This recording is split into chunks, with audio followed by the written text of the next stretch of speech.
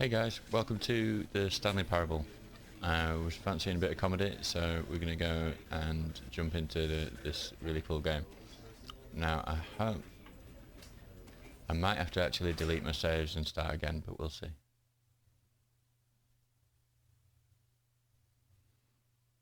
You might have heard of this game before, you might have even seen it before. It's nothing is as it seems. It's all narrated as you're going through, and it's just, I found it hilarious the first time I played.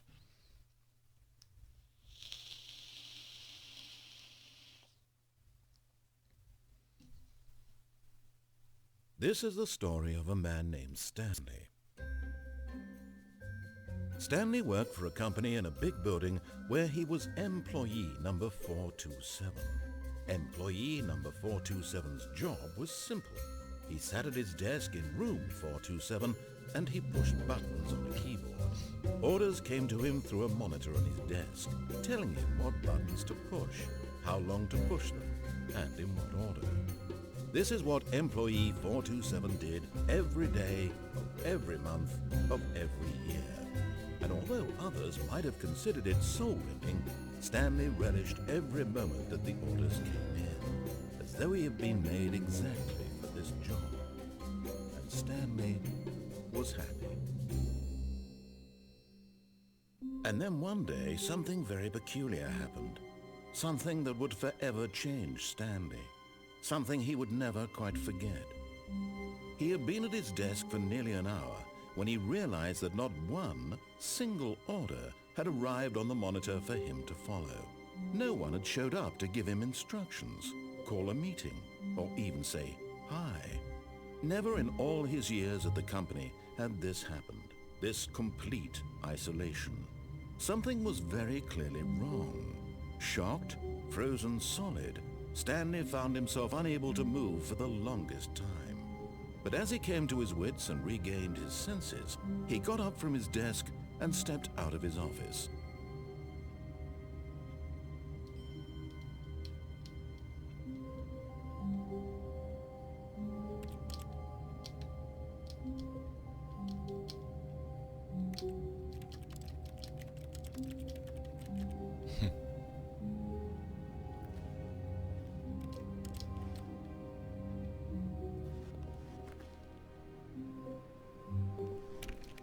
All of his co-workers were gone. What could it mean? Stanley decided to go to the meeting room. Perhaps he had simply missed a memo.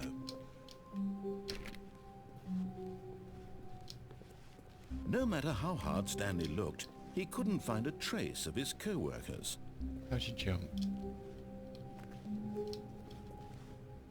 I'm sure there's a jump button or a...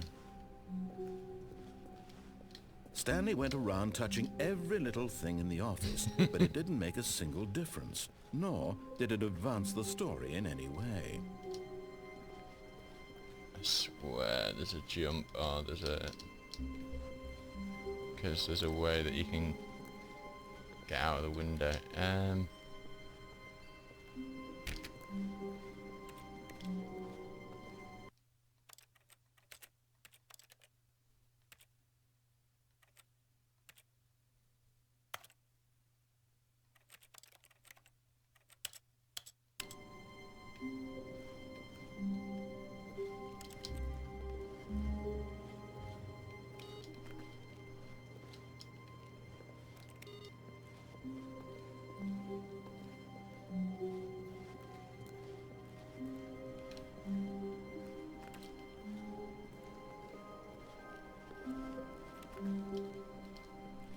When Stanley came to a set of 2 open doors, he entered the door on his left.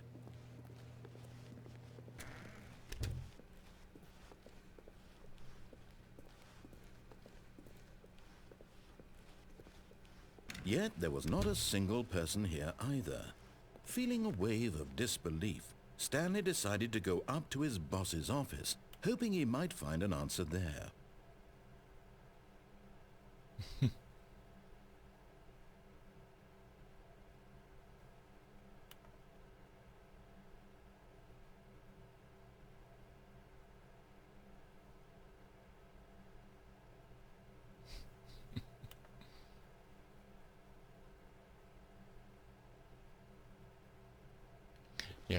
So you can kind of sense the tone of the game already.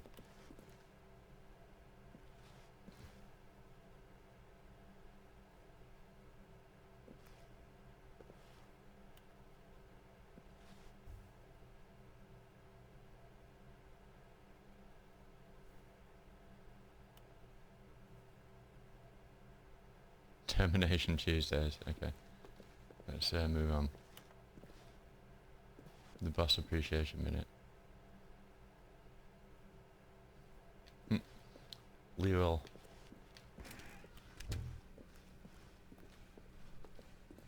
Coming to a staircase, Stanley walked upstairs to his boss's office.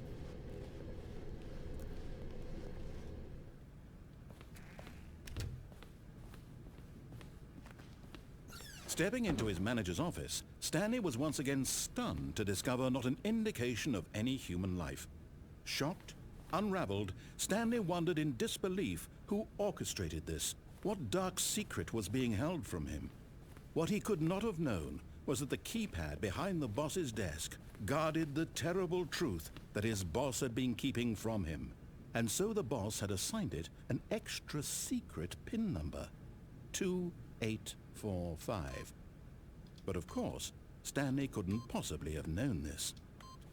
Yet incredibly, by simply pushing random buttons on the keypad, Stanley happened to input the correct code by sheer luck. Amazing. He stepped into the newly opened passageway.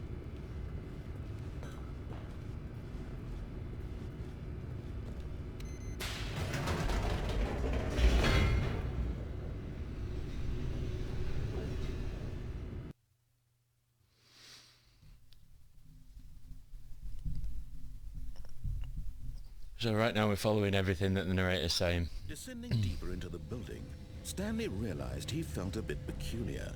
It was a stirring of emotion in his chest, as though he felt more free to think for himself, to question the nature of his job. Why did he feel this now, when for years it had never occurred to him? This question would not go unanswered for long.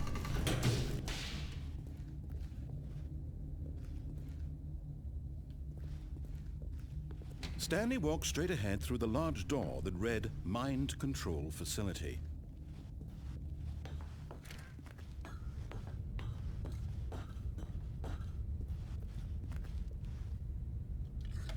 The lights rose on an enormous room packed with television screens. What horrible secret did this place hold? Stanley thought to himself. Did he have the strength to find out?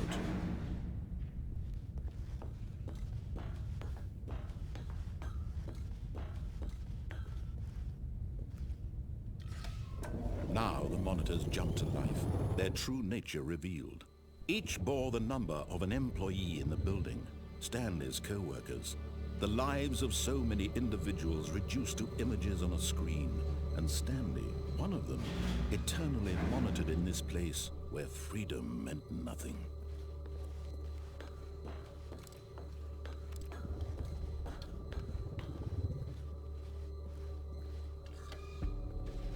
This mind control facility, it was too horrible to believe. It couldn't be true.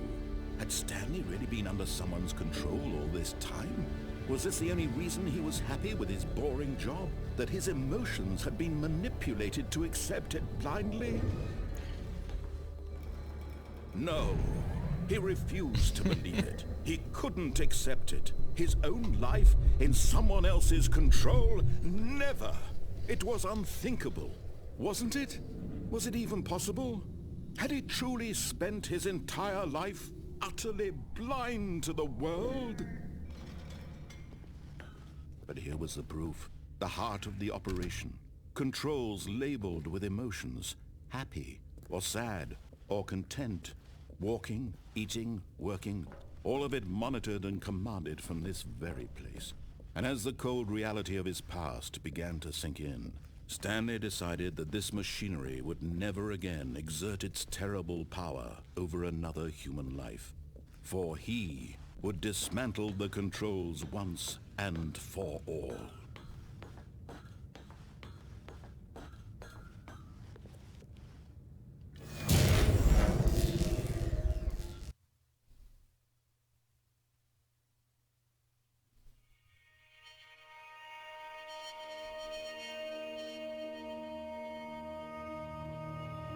blackness and a rising chill of uncertainty. Was it over?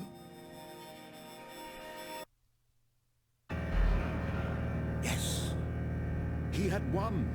He had defeated the machine, unshackled himself from someone else's command. Freedom was mere moments away.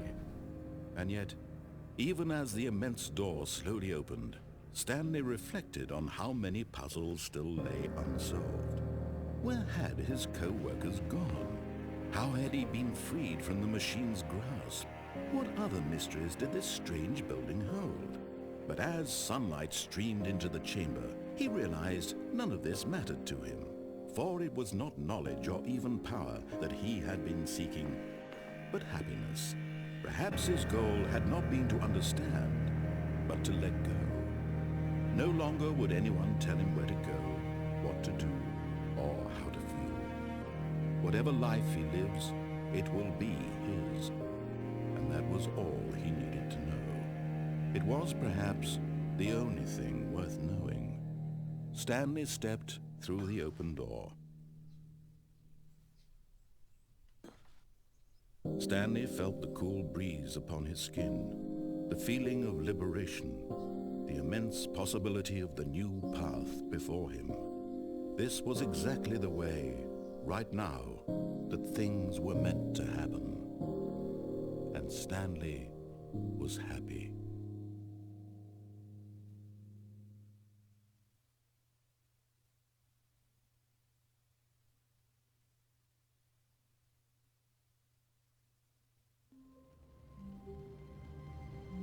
And here we go again.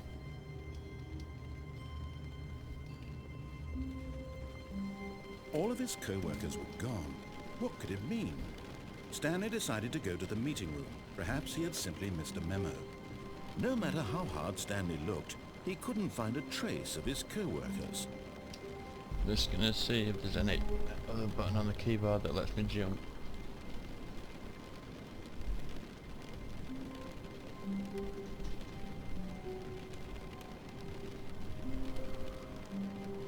That doesn't look like it. I'm sure there's a way of... Does it start? Oh, there we go.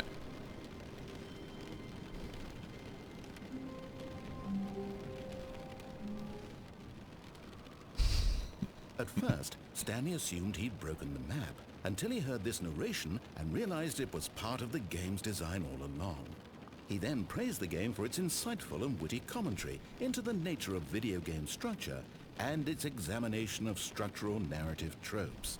So, now that you're here, what do you think? Isn't this a fun and unique place to be? Why don't we take a minute just to drink it all in? Okay, I'm over it now. What do you think? Are you sick of this gag yet? Ah, then in that case we'll continue. But now, here comes the real question. What do you think would have happened if you had told me that you wanted this to stop? Do you think it would have been particularly different?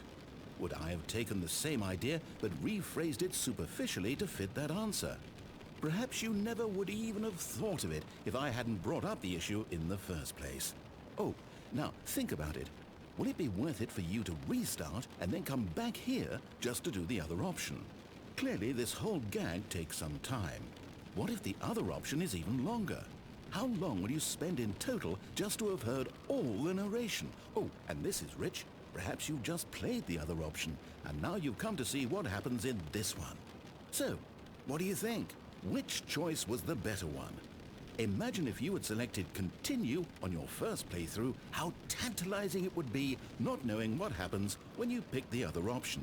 Indeed, you are one of the lucky ones. Though if the other option is really miserable to listen to, then perhaps you're not. In fact, I'm just going to say that no one who's listening to this is lucky. Well now, I've built up the other options so much that I'm going to stop talking and leave you to your decision whether to come back here, continue with the game, or just sit in this spot forever and ever. Cheers.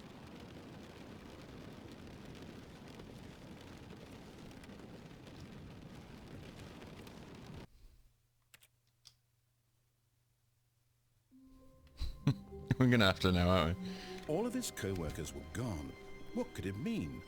Stanley decided to go to the meeting room. Perhaps he had simply missed a memo.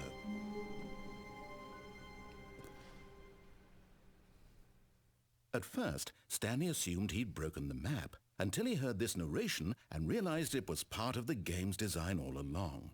He then praised the game for its insightful and witty commentary into the nature of video game structure and its examination of structural narrative tropes. So, now that you're here, what do you think? Isn't this a fun and unique place to be? Why don't we take a minute just to drink it all in? Okay, I'm over it now. What do you think? Are you sick of this gag yet? Well, I don't know how to say this politely, but you could literally just hit escape and restart the game any old time you want, like right now. You could have done it just then. Now would also be an appropriate time to quit. Any of these points and so many, many more, all of them are appropriate. I'm enjoying what seems to be an internal conflict going on where you are literally unable to act on your own desires to restart the game. So, just to push the envelope, I'm going to try and make this as miserable as possible and see how long you can maintain. There once was a man named Stanley, who people considered so manly. But the truth must be told, he was not very old and was quite particularly gangly. What Stanley liked most was buttons. He pushed them like some kind of glutton. He did it all day in a meaningful way, but his brain had long ceased to function. Which is why he is in this parable and lives an existence quite terrible. And if you are not strong and keep playing along, you too will become quite unbearable. Yeah. You too will become quite unbearable.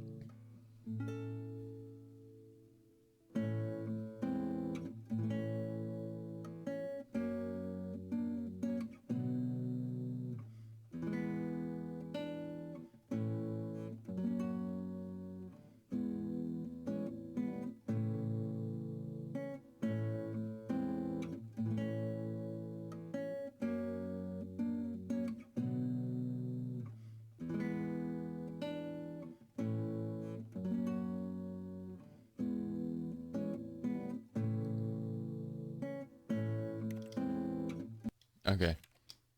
I was wondering if there's going to be... I bet there is. I bet there's something if you leave it...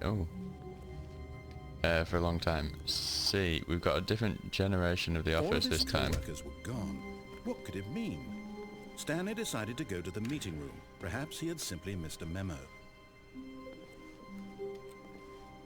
Welcome to the whiteboard ending.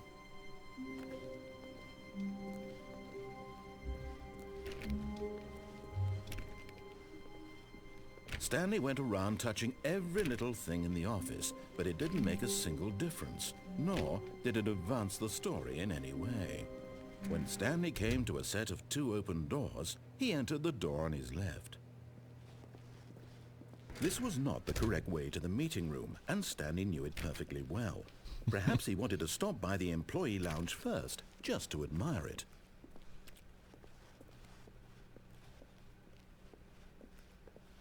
Ah, yes, truly a room worth admiring. It had really been worth the detour after all, just to spend a few moments here in this immaculate, beautifully constructed room. Stanley simply stood here, drinking it all in.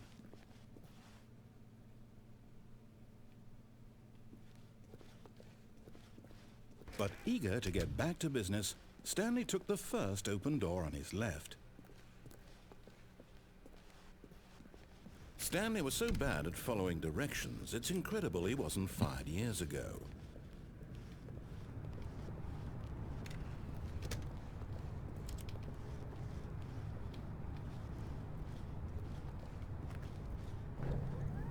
Look, Stanley, I think perhaps we've gotten off on the wrong foot here. I'm not your enemy, really, I'm not. I realize that investing your trust in someone else can be difficult, but the fact is that the story has been about nothing but you all this time. There's someone you've been neglecting, Stanley. Someone you've forgotten about. What? Really? I was in the middle of something. Do you have zero consideration for others? Are you that convinced that I want something bad to happen to you? Why, I don't know how to convince you of this, but I really do want to help you, to show you something beautiful. Look, let me prove it. Let me prove that I'm on your side. Give me a chance.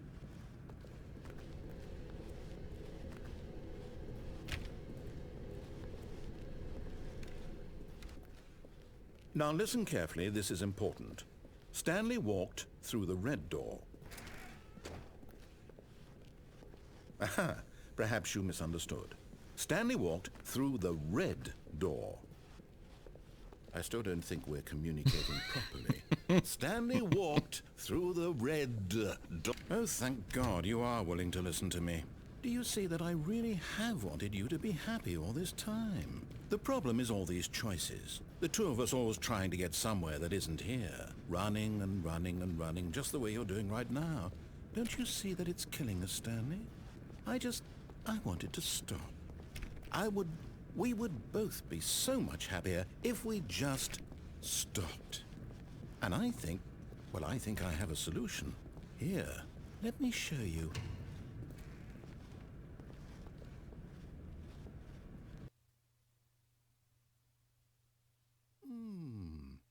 What do we want? What are we looking for?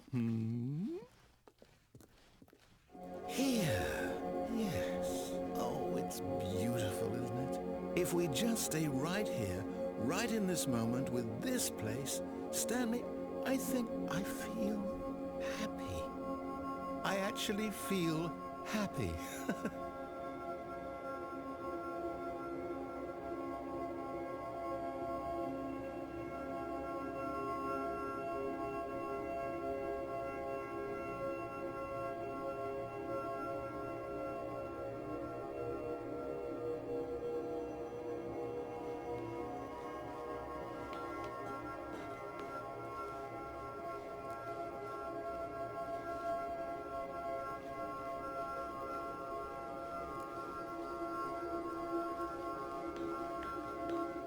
No, wait.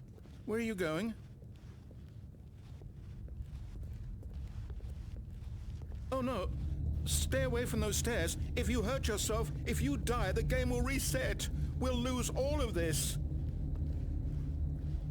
Please, no, Stanley, let me stay here. Don't take this from me.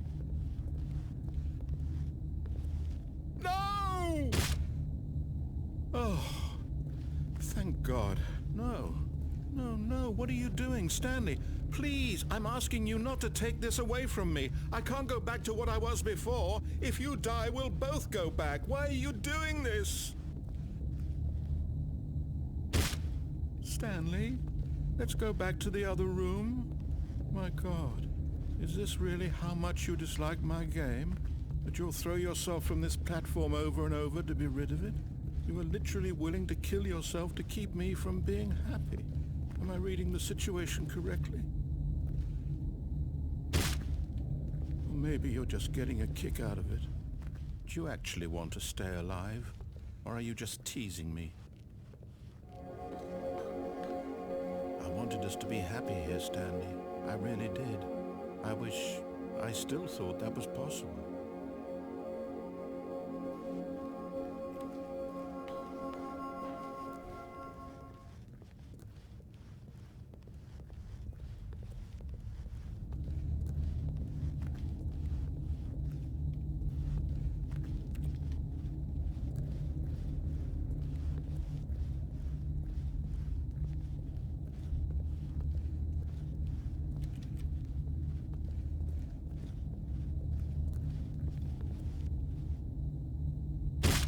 Is it over? It's going to restart, isn't it? I'm going back. Okay, back in office. Wait, Stanley thought to himself. Am I sure that the orders stopped coming in? How is that possible? They never stopped. Surely I was mistaken. No, the orders were still missing. For now.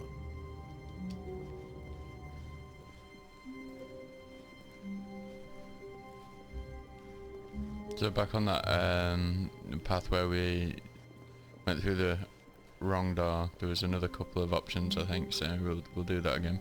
When Stanley came to a set of 2 open doors, he entered the door on his left. This was not the correct way to the meeting room, and Stanley knew it perfectly well.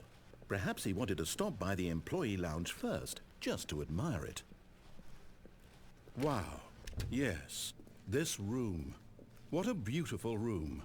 What a gorgeous, good. But eager to get back to business, Stanley took the first open door on his left. Stanley was so bad at following directions, it's incredible he wasn't fired years ago. Look, Stanley, I think perhaps we've gotten off on the wrong foot here.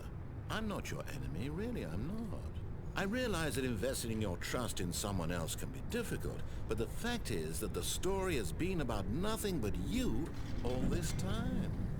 There's someone you've been neglecting, Stanley. Someone you've forgotten about. Please, stop trying to make every decision by yourself. Now, I'm not asking for me, I'm asking for her. This is it, Stanley. Your chance to redeem yourself, to put your work aside, to let her back into your life. She's been waiting.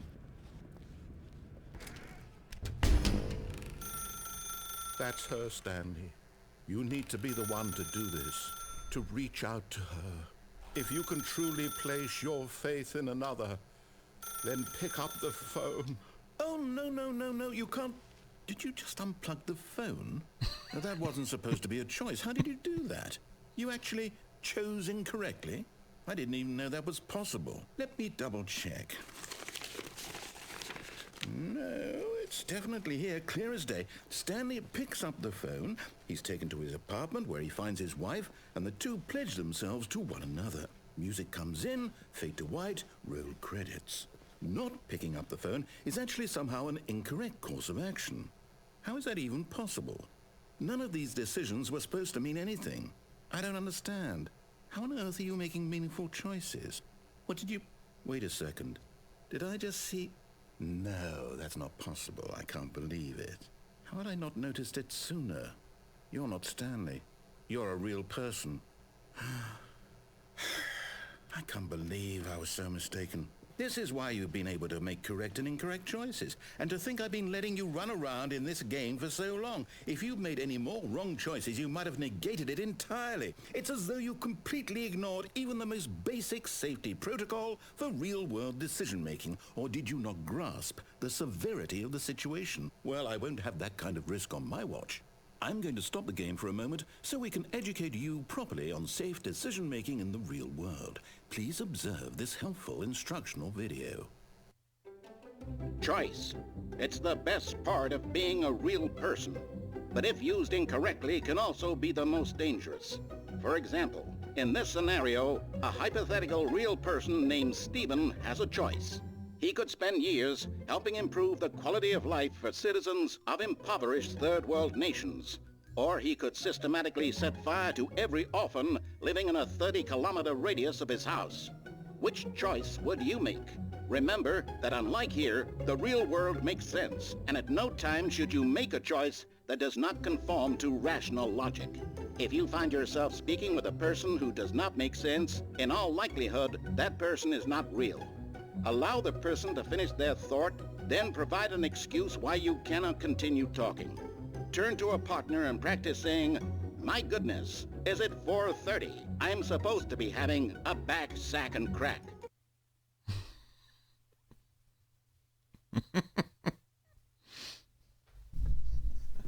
Excellent. Making choices on a regular basis is the best part to a healthy decision-making process. Most medical professionals recommend making at least 8 choices per day. Do you make more than 8? Less? And finally, if you begin to wonder if your choices are actually meaningful and whether you'll ever make a significant contribution to the world, just remember that in the vast infiniteness of space, your thoughts and problems are materially insignificant, and the feeling should subside. At this time, your instructor will guide you in an exercise to test and reinforce the material covered in this video. Ah, Welcome back.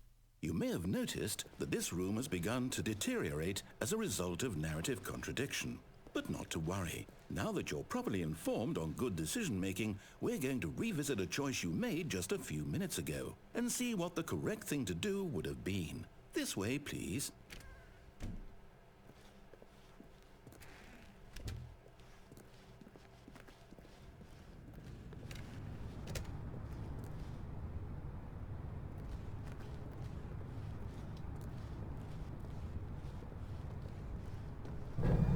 Now that we know your choices are meaningful, we can't have you jumping off the platform and dying. Imagine the main character dying senselessly halfway through the story. That story would make no sense at all. We just need to get you home as soon as possible before the narrative contradiction gets any worse. Unfortunately, it seems this place is not well equipped to deal with reality.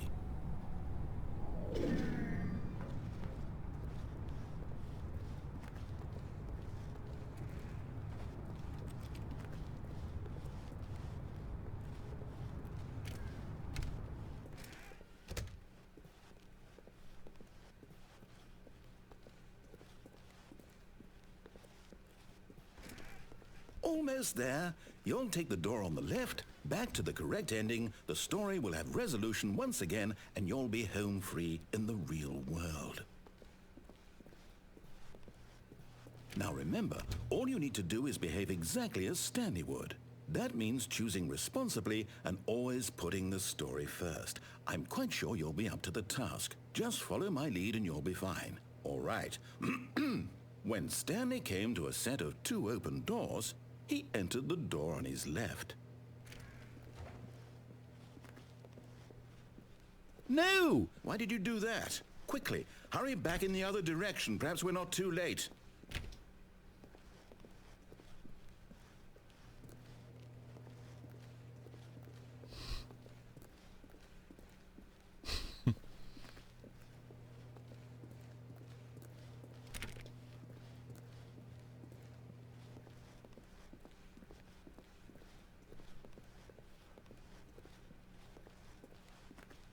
Oh, it's ruined. I can't believe, after everything we talked about, that my story, you've destroyed my work. Why? For what? What did you get out of that? What did you think was so special about seeing the game undone, left here like so much garbage? It's worthless now. And what am I supposed to do? Even if there were a way to continue, would it be worth it? To know that my story is now incorrect? How can I go back to that? I can't erase that knowledge. I'll have to live with it forever. Reliving its impossibility forever. I couldn't live that way. Is it better to shut the game down entirely? To willingly destroy all of my work? I don't know. What's the answer? What do I do? What do I do? What do I... No, I have to. I have to shut the game down. I have to. I have to.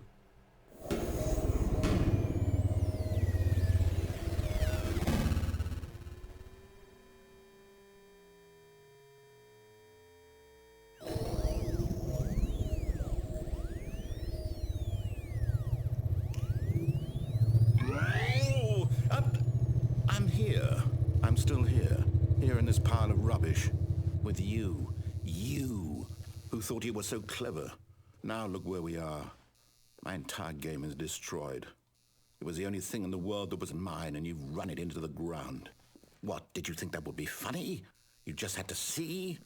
Didn't I impress upon you how important it was to be like Stanley? He actually knows how to do what I tell him to. He understands that if I say to do something, there's a damn good reason for it. That thought hadn't even occurred to you, had it? That there's a world outside of you? You're a child. Oh, my story. If you'd just gone through the door on the left, you would have seen it. There was a whole underground facility. You would have destroyed it and been victorious. It would have been so perfect. I worked so hard on it. I tried so hard. Behave exactly as Stanley would. That means choosing responsibly and always putting the story first. I'm quite sure you'll be up to the task. Just follow my lead and you'll be fine. All right. When Stanley came to a set of 2 open doors, he entered the door on his left. Oh.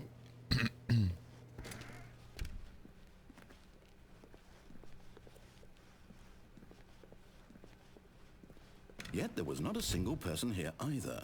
Feeling a wave of disbelief, Stanley decided to go up to his boss's office, hoping he might find an answer there. Coming to a staircase, Stanley walked upstairs to his boss's office.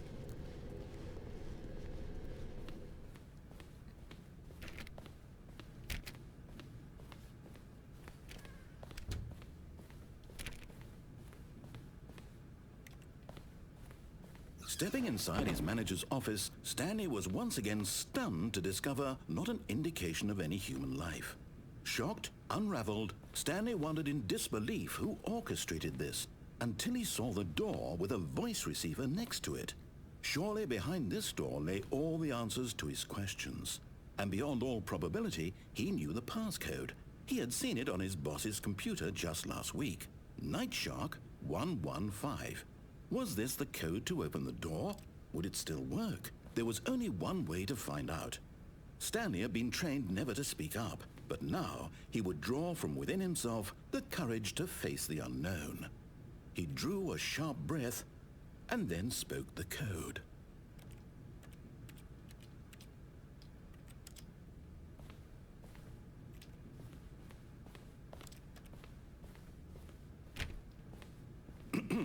Stanley spoke the code. Night Shark 115. He spoke it into the receiver, right there on the wall. Night Shark 115. I'm sorry, is there a problem? You didn't mishear me, did you? Please speak the code into the receiver. Otherwise we can't get on with the story. This is a crucial step.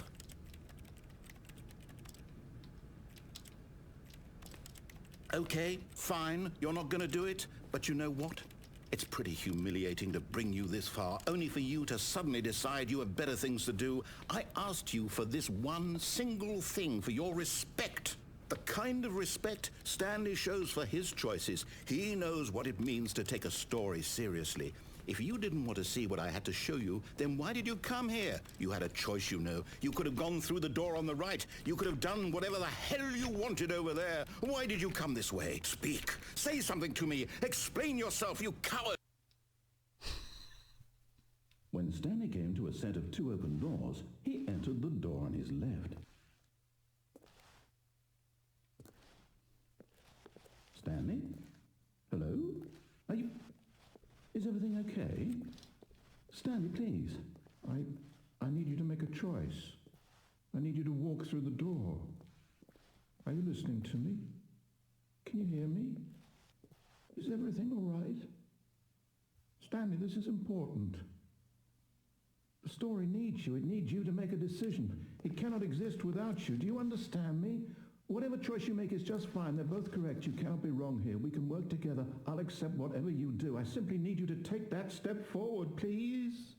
Choose. Do something. Anything. This is more important than you can ever know. I need this. The story needs it. So, you hear me? Are you there? Are you listening to this? Stanley, are you there? Okay. It's okay, I can wait. You need time to decide. Time to make sure your choice is correct. That is the best choice. That's all right. I'll wait for you to decide what's the right thing to do. Take as much time as you need.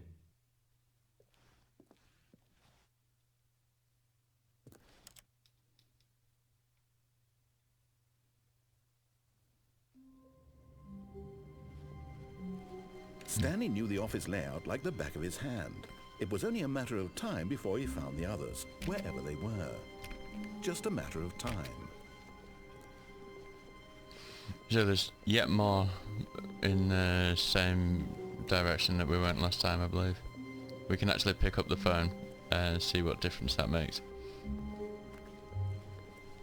When Stanley came to a set of two open... This was not the correct way to the meeting room, and Stanley knew it perfectly well. Perhaps he wanted to stop by the employee lounge first, just to admire it. The lounge was sublime, a work of art.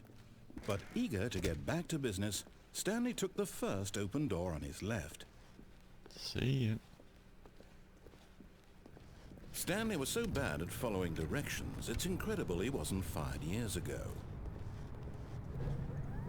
Look, Stanley, I think perhaps we've gotten off on the wrong foot here. I'm not your enemy, really, I'm not. I realize that investing your trust in someone else can be difficult, but the fact is that the story has been about nothing but you all this time. There's someone you've been neglecting, Stanley. Someone you've forgotten about. Please, stop trying to make every decision by yourself.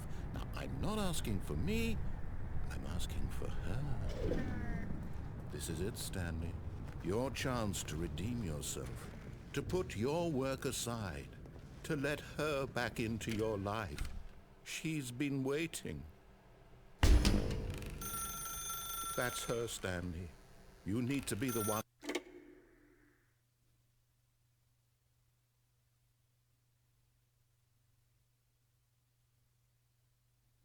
Oh, Stanley, is that you? Hold on, sweetie. Sorry to keep you waiting. I'm just pulling the bread out of the oven. All right. Okay, there we go. All right, now, I want you to come in and tell me all about your day. Gotcha. Oh, come on. Did you actually think you had a loving wife who'd want to commit their life to you? I'm trying to make a point here, Stanley. I'm trying to get you to see something. Come inside. Let me show you what's really going on here.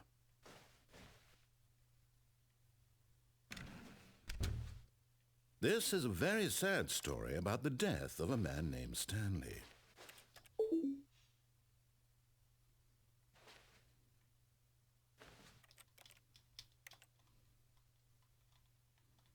I'm pressing every other button except for right trigger. See if I get a response.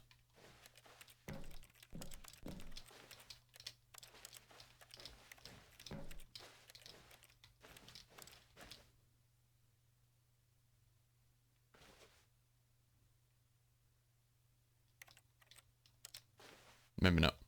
Stanley is quite a boring fellow. He has a job that demands nothing of him, and every button that he pushes is a reminder of the inconsequential nature of his existence.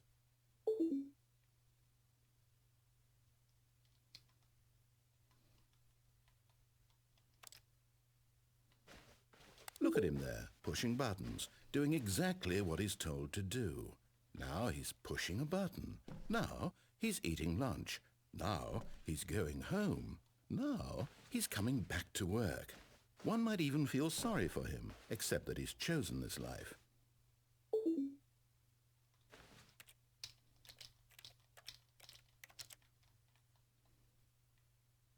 But in his mind, in his mind he can go on fantastic adventures.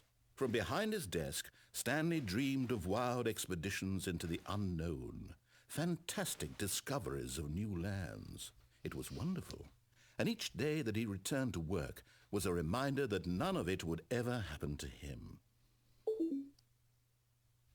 And so he began to fantasize about his own job. First, he imagined that one day while at work, he stepped up from his desk to realize that all of his co-workers, his boss, everyone in the building had suddenly vanished off the face of the earth. The thought excited him terribly. So he went further. He imagined that he came to two open doors and that he could go through either. At last, choice. It barely even mattered what lay behind each door. The mere thought that his decisions would mean something was almost too wonderful to behold. As he wandered through this fantasy world, he began to fill it with many possible paths and destinations. Down one path lay an enormous round room with monitors and mind controls. And down another was a yellow line that weaved in many directions. And down another was a game with a baby. And he called it the Stanley Parable. It was such a wonderful fantasy, and so in his head he relived it again, and then again, and again, over and over, wishing beyond hope that it would never end, that he might always feel this free. Surely there's an answer down some new path, mustn't there be? Perhaps if he played just one more time. But there is no answer. How could there possibly be? In reality, all he's doing is pushing the same buttons he always has. Nothing has changed. The longer he spends here, the more invested he gets, the more he forgets which life is the real one. And I'm trying to tell him this, that in this world he can never be anything but an observer, that as long as he remains here, he's slowly killing himself. But he won't listen to me.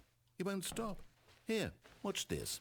Stanley, the next time the screen asks you to push a button, do not do it. You see? Can he just not hear me? How can I tell him in a way that he'll understand that every second he remains here, he's electing to kill himself? How can I get him to see what I see? How can I make him look at himself?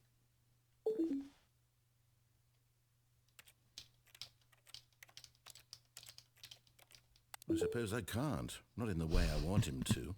But I don't make the rules. I simply play to my intended purpose, the same as Stanley. We're not so different, I suppose.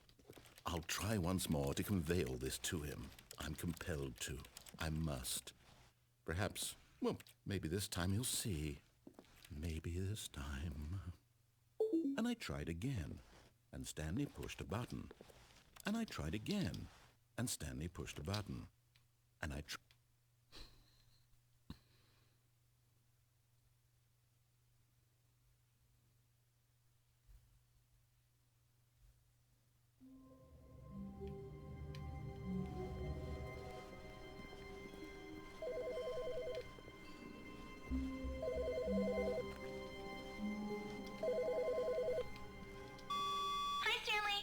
Just wanted to leave you a message to let you know there's a few things I need you to pick up on your way home from work today. We need milk, cereal, dish soap, spaghetti, get a thing of sugar, some bread, and coffee beans, whichever ones you like. I'll give you a call if there's anything I forgot. Thanks, sweetie. See you tonight.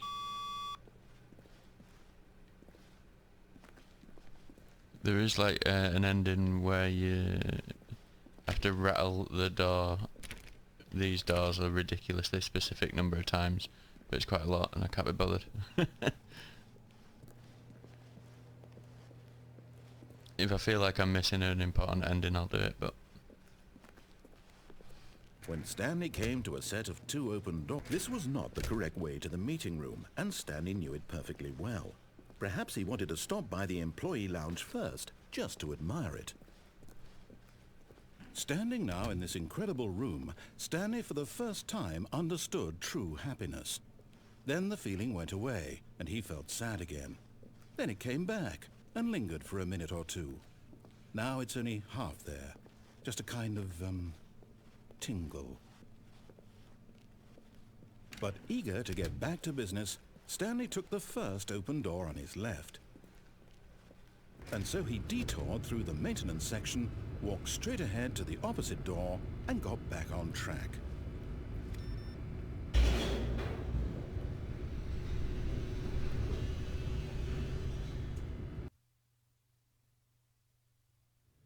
But Stanley didn't want to go back to the office. He wanted to wander about and get even further off track. So now in order to get back, he needed to go, from here, it's, left. Oh, no, it's to the right, my mistake. No, not the right. Why would I have ever said it was to the right? What was I thinking? It's clearly... Oh dear, would you hold on for a minute, please? Now, let's see, we went down right, left, down, left, right. Yep, okay, yes. I've got it now. This story is absolutely, definitely this way.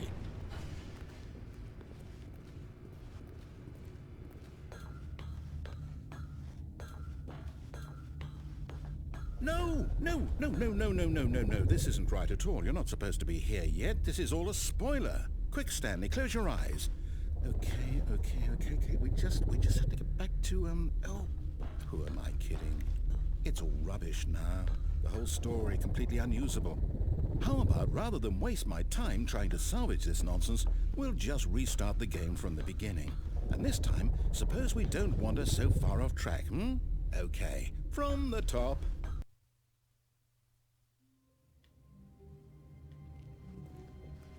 All of his co-workers were gone. What could it mean? Stanley decided to go to the meeting room. Perhaps he had simply missed a memo.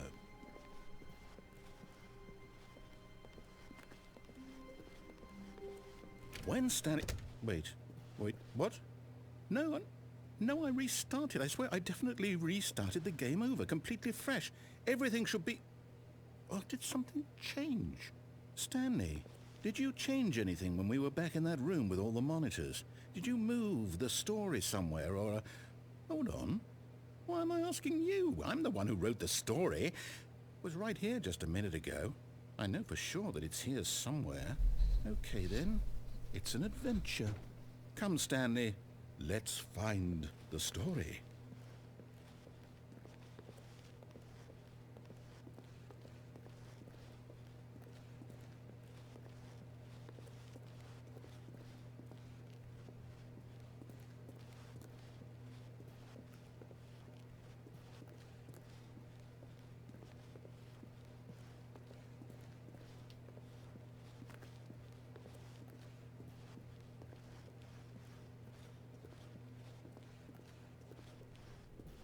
I'll say it.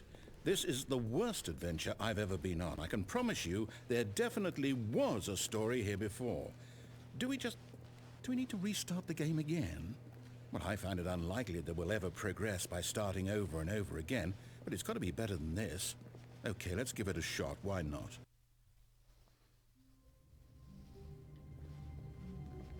All of his co-workers were gone. What could it mean? Stanley decided to go to the meeting room. Perhaps he had simply missed a memo.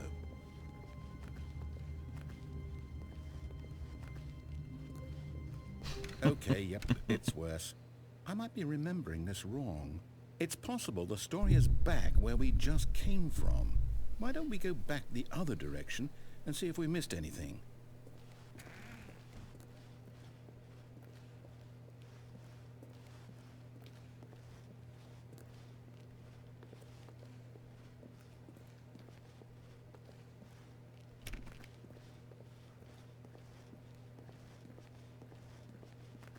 Aha!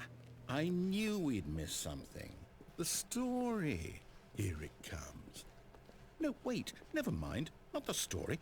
Okay, let's head back the other way and retrace our steps.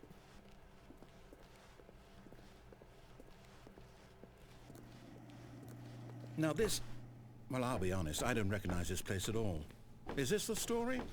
I don't think so. I can't quite recall, but I believe my story took place in an office building. Is that correct?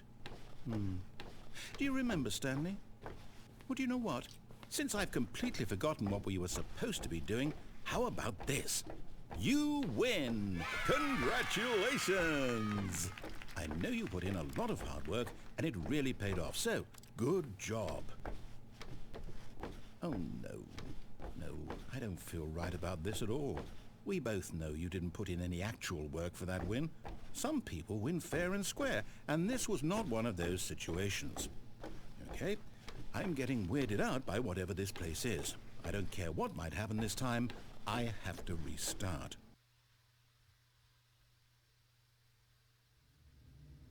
All right, I've got a solution. This time, to make sure we don't get lost, I've employed the help of the Stanley Parable adventure line. Just follow the line. How simple is that?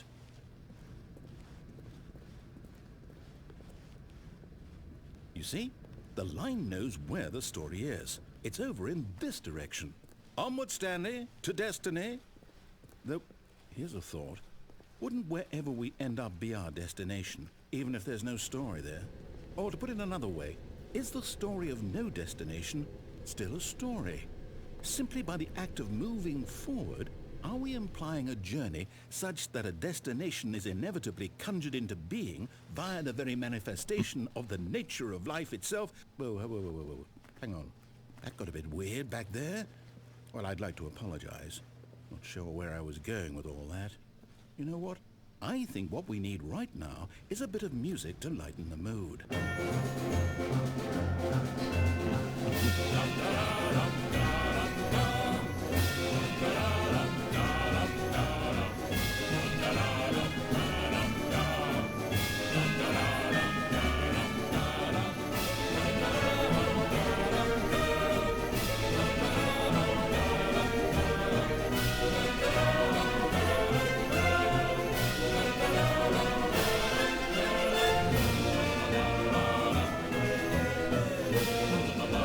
Cut the music, go back and look at that fern.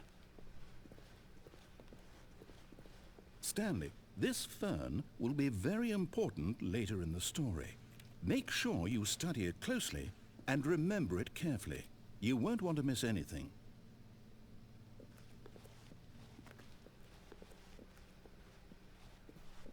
Wait, what? We're back at the office? No. Line, you do know we're looking for the Stanley Parable, right? The story? Is any of this ringing? Oh, no, not again. Line, how could you have done this to us? And after we trusted you, after everything we've been through, you... Well, I can't take this anymore. To hell with it. Restart.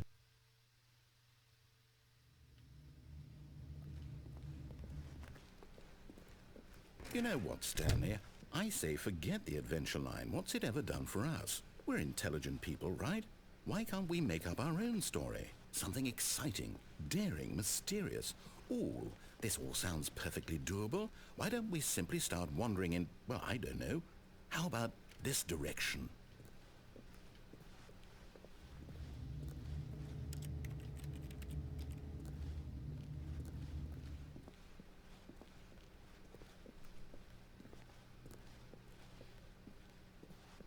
Now, yes, this is exciting. Just me and Stanley forging a new path, a new story. Well, it could be anything. What do you want our story to be? Go wild. Use your imagination. Whatever it might be, Stanley, I'm ready for it. Oh, no, not you again. Stanley, I'd also like to veto the line from having any role in our awesome new story. No lines or monitor rooms. Just don't acknowledge it, and we should be fine.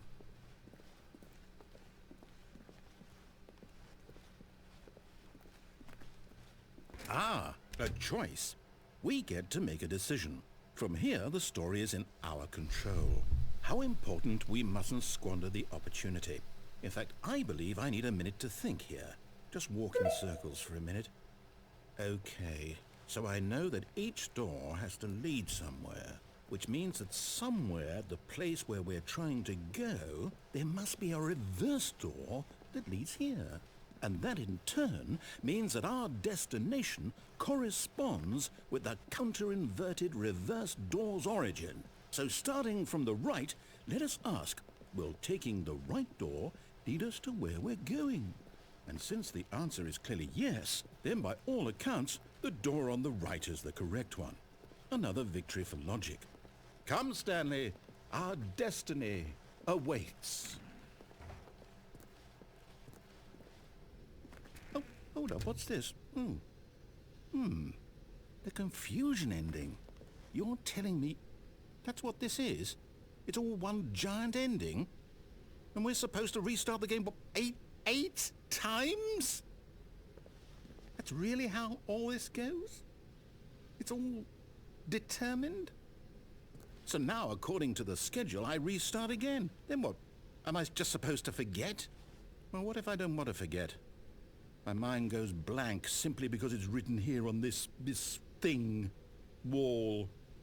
Well, who consulted me? Why don't I get to decide? Why don't I get a say in all of this? Is it really? No, it can't be. I don't want it to be. I don't want the game to keep restarting. I don't want to forget what's going on. I don't want to be trapped like this. I won't restart the game. I won't do it. I won't do it. I won't do it. And the timer stopped? Does that mean, did we do it? Did we break the cycle? The, whatever it is that made this schedule? How would we even know? Will someone come for us? Will something happen? So, Okay. I guess now we just wait. You know, I suppose in some way that this is a kind of story, wouldn't you agree? I'm not quite sure if we're in the destination or the journey, though they're always saying that life is about the journey and not the destination, so I hope that's where we are right now. We'll find out, won't we? Eventually. Well, in the meantime...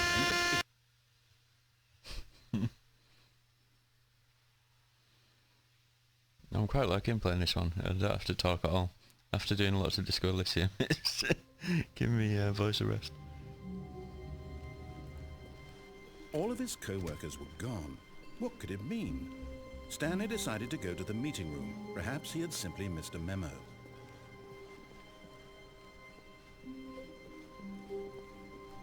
When Stanley came to a set of 2 open doors, he entered the door on his left.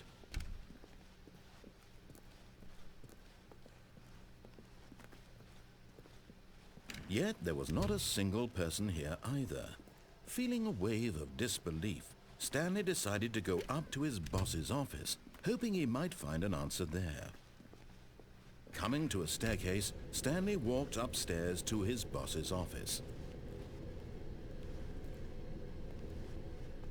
But Stanley just couldn't do it. He considered the possibility of facing his boss. Admitting he had left his post during work hours, he might be fired for that. And in such a competitive economy, why had he taken that risk? All because he believed everyone had vanished? His boss would think he was crazy. And then something occurred to Stanley. Maybe, he thought to himself, maybe I am crazy. All of my co-workers blinking mysteriously out of existence in a single moment for no reason at all? None of it made any logical sense. And as Stanley pondered this, he began to make other strange observations. For example, why couldn't he see his feet when he looked down? Why did doors close automatically behind him wherever he went? And for that matter, these rooms were starting to look pretty familiar. Were they simply repeating? No, Stanley said to himself, this is all too strange. This can't be real. And at last, he came to the conclusion that had been on the tip of his tongue. He just hadn't found the words for it. I'm dreaming, he yelled. This is all a dream. Oh, what a relief Stanley felt to have finally found an answer, an explanation. His co-workers weren't actually gone. He wasn't going to lose his job. He wasn't crazy after all. And he thought to himself, I suppose I'll wake up soon. I'll have to go back to my boring real-life job pushing buttons. I may as well enjoy this while I'm still lucid. So, he imagined himself flying and began to gently float above the ground. Then he imagined himself soaring through space on a magical starfield, and it too appeared. It was so much fun, and Stanley marveled that he had still not woken up. How was he remaining so lucid? And then perhaps the strangest question of them all entered Stanley's head. One he was amazed he hadn't asked himself sooner. Why is there a voice in my head dictating everything that I'm doing and thinking? Now the voice was describing itself being considered by Stanley, who found it particularly strange. I'm dreaming about a voice describing me, thinking about how it's describing my thoughts, he thought. And while he thought it all very odd and wondered if this voice spoke to all people in their dreams, the truth was that, of course, this was not a dream. How could it be? Was Stanley simply deceiving himself, believing that if he's asleep, he doesn't have to take responsibility for himself? Stanley is as awake right now as he's ever been in his life. Now, hearing the voice speak these words was quite a shock to Stanley. After all, he knew for certain, beyond a doubt, that this was in fact a dream. Did the voice not see him float and make the magical stars just a moment ago? How else would the voice explain all that? This voice was a part of himself too. Surely, if he could just... He would prove it. He would prove that he was in control, that this was a dream. So he closed his eyes gently, and he invited himself to wake up. He felt the cool weight of the blanket on his skin, the press of the mattress on his back, the fresh air of a world outside this one. Let me wake up, he thought to himself. I'm through with this dream. I wish it to be over. Let me go back to my job. Let me continue pushing the buttons. Please, it's all I want. I want my apartment, and my wife, and my job. All I want is my life exactly the way it's always been. My life is normal. I am normal. Everything will be fine. I am okay.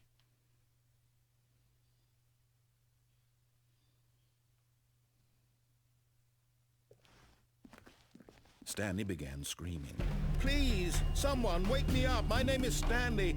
I have a boss. I have an office. I am real. Please, just someone tell me I am real. I must be real. I must be. Can anyone hear my voice? Who am I? Who am I? And everything went black.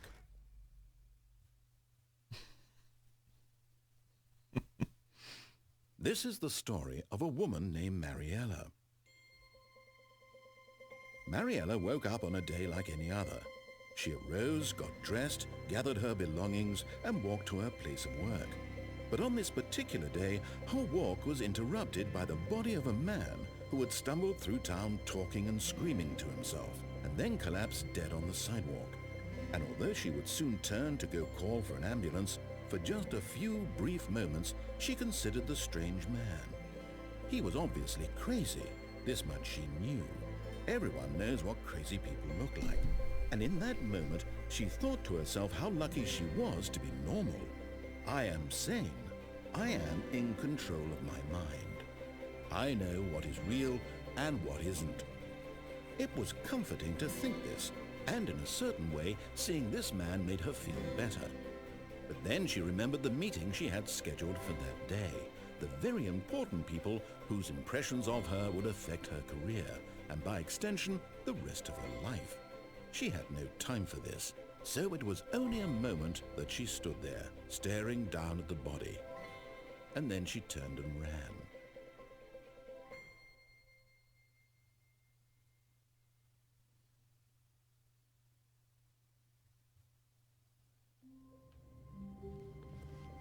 Oh, don't worry, there's still more. Were gone.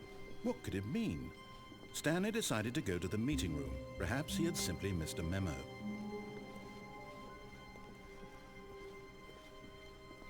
When Stanley came to a set of 2 open doors, he entered the door on his left.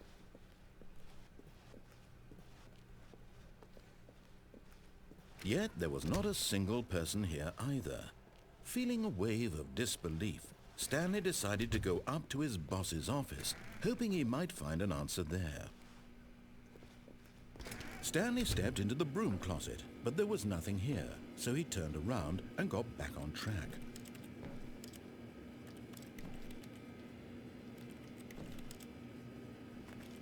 There was nothing here. No choice to make, no path to follow, just an empty broom closet. No reason to still be here.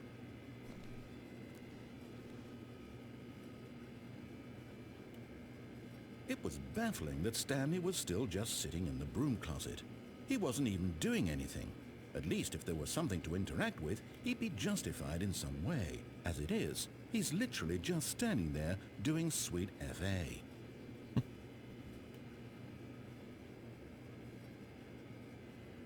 Are you really still in the broom closet? Standing around doing nothing? Why? Please offer me some explanation here. I'm genuinely confused.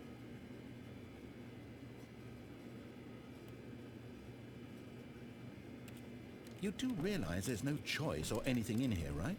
If I'd said Stanley walked past the broom closet, at least you would have had a reason for exploring it to find out. But it didn't even occur to me because literally this closet is of absolutely no significance to the story whatsoever. I never would have thought to mention it.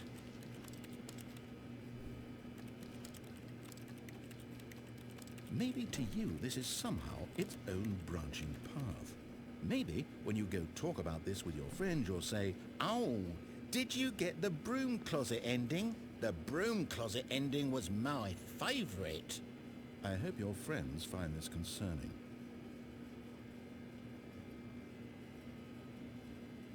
Stanley was fat and ugly and really, really stupid. He probably only got the job because of a family connection. That's how stupid he is. That or with drug money. Also, Stanley is addicted to drugs and hookers. Well, I've come to a very definite conclusion about what's going on right now. You're dead. You got to this broom closet, explored it a bit, and were just about to leave because there's nothing here, when a physical malady of some sort shut down your central nervous system and you collapsed on the keyboard. Well, in a situation like this, the responsible thing is to alert someone nearby so as to ensure that your body is taken care of before it begins to decompose. Hello? Anyone who happens to be nearby? The person at this computer is dead. He or she has fallen prey to any number of your countless human physiological vulnerabilities. It's indicative of the long-term sustainability of your species.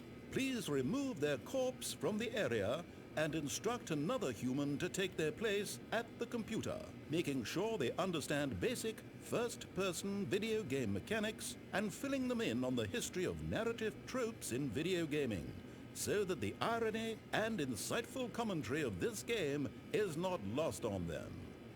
All right, when you've done that, just step out into the hallway.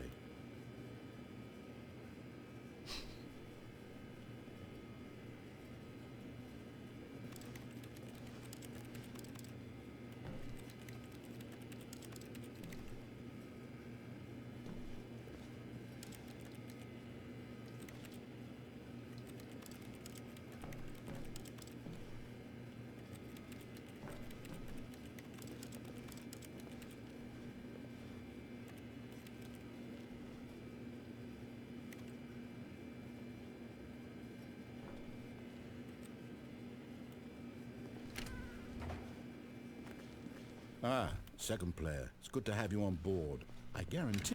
You too? Unbelievable. I'm at the mercy of an entire species of invalids. Perhaps there's a monkey nearby you can hand the controls to. A fish? Fungus? Look, you can hammer out the details. I'm not particularly picky. I'll just be waiting for when you're ready to pick up the story again.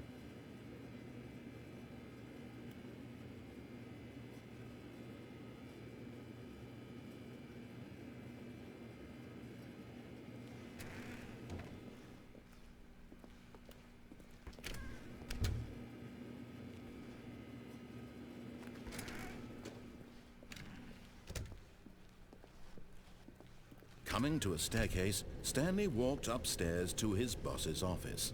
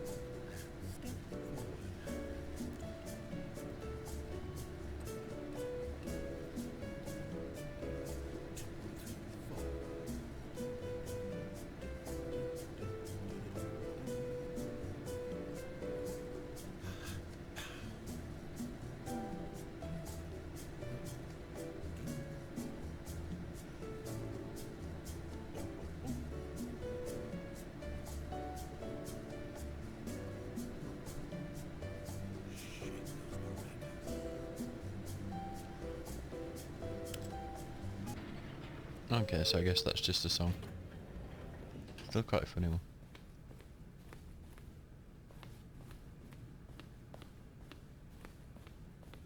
Stepping into his manager's office, Stanley was once again stunned to discover not an indication of any human life. What could it mean? Stanley wondered aloud to nobody. He began wildly tearing through papers on the boss's desk, pulling books off the shelf, looking behind paintings, desperate for clues to his situation.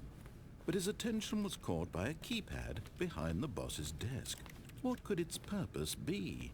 In fact, this keypad guarded the terrible secret that lay buried below his feet. And so the boss had assigned it an extra secret PIN number, 2845. But of course, Stanley couldn't possibly have known this. Yet incredibly, by simply pushing random buttons on the keypad, Stanley happened to input the correct code by sheer luck. Amazing. He stepped into the newly opened passageway.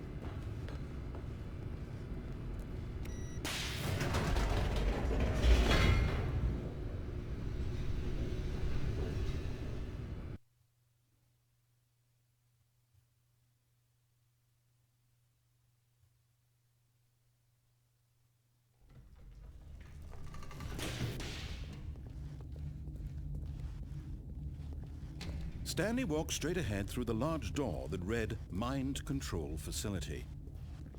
Although this passageway had the word escape written on it, the truth was that at the end of this hall, Stanley would meet his violent death.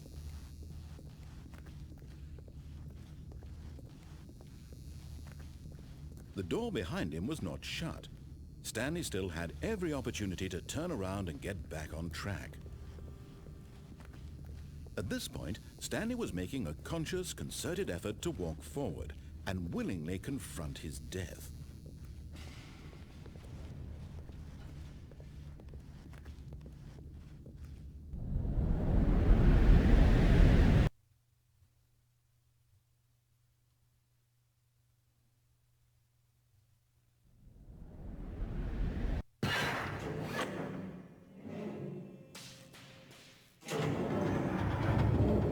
As the machine whirred into motion and Stanley was inched closer and closer to his demise, he reflected that his life had been of no consequence whatsoever. Stanley can't see the bigger picture. He doesn't know the real story, trapped forever in his narrow vision of what this world is. Perhaps his death was of no great loss, like plucking the eyeballs from a blind man. So he resigned and willingly accepted this violent end to his brief and shallow life. Farewell, Stanley.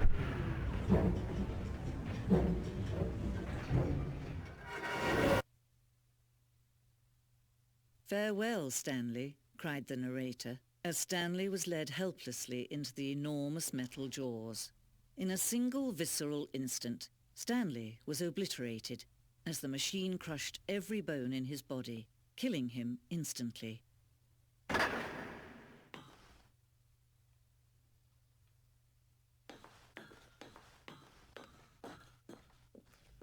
And yet it would be just a few minutes before Stanley would restart the game, back in his office, as alive as ever. What exactly did the narrator think he was going to accomplish? When every path you can walk has been created for you long in advance, death becomes meaningless, making life the same. Do you see now? Do you see that Stanley was already dead from the moment he hit start?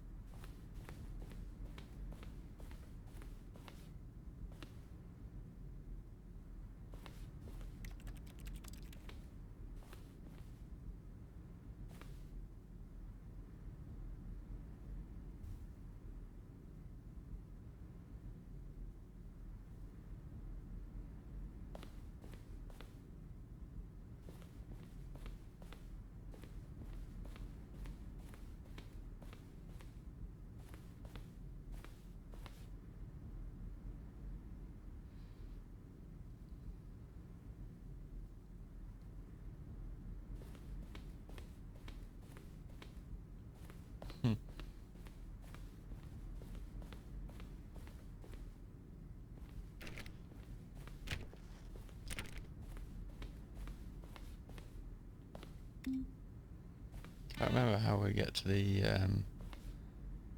game show ending.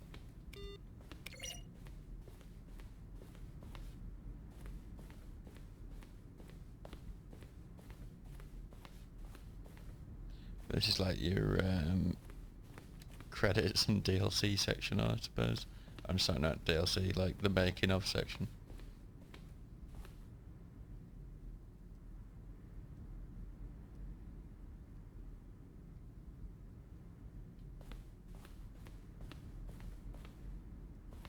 Oh yeah, there was an ending. Forget about all these endings.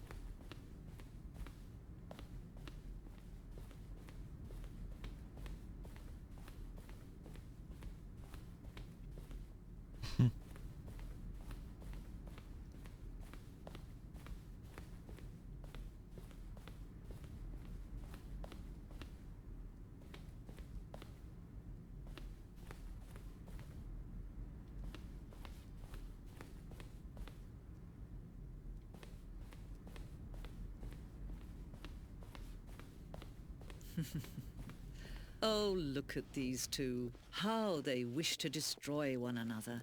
How they wish to control one another. How they both wish to be free. Can you see? Can you see how much they need one another? No, perhaps not. Sometimes these things cannot be seen. But listen to me. You can still save these two. You can stop the program before they both fail. Push escape and press quit. There's no other way to beat this game. As long as you move forward, you'll be walking someone else's path. Stop now and it'll be your only true choice. Whatever you do, choose it. Don't let time choose for you. Don't let time...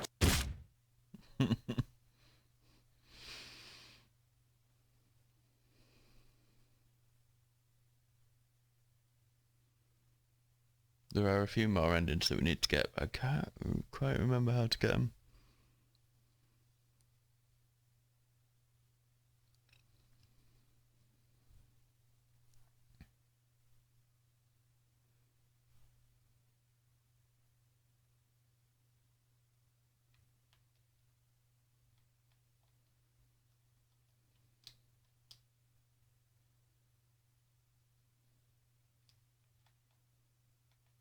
It's actually crashed, or is this another ending?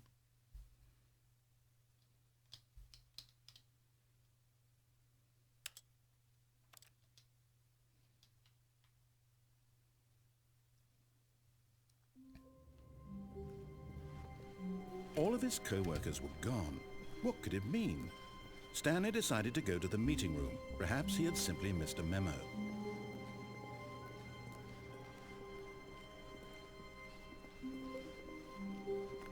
When Stanley came to a set of 2 open doors, he entered the door on his left.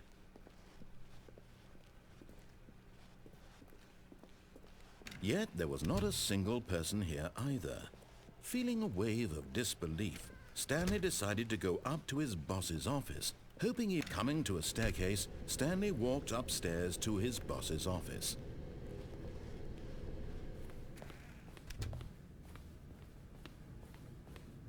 The moment he entered his manager's office, Stanley froze in his tracks. Not a living soul anywhere. Could he really be all alone? This was too much for Stanley. Stanley was in such a rush to get through the story as quickly as possible, he didn't even have a single minute to just let the narrator talk. That kind of anxiety isn't healthy, so he relaxed for a few moments with some calming New Age music.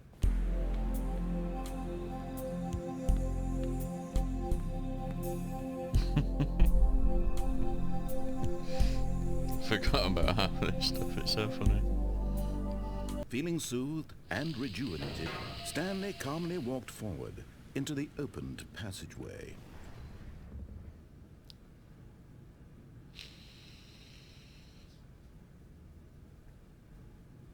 Yeah, dear.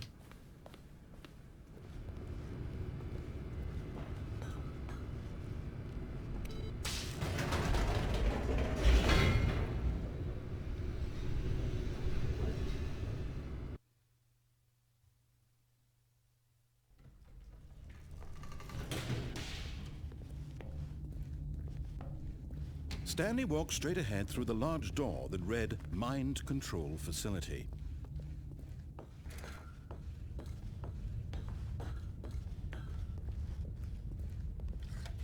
The lights rose on an enormous room packed with television screens. What horrible secret did this place hold? Stanley thought to himself. Did he have the strength to find out?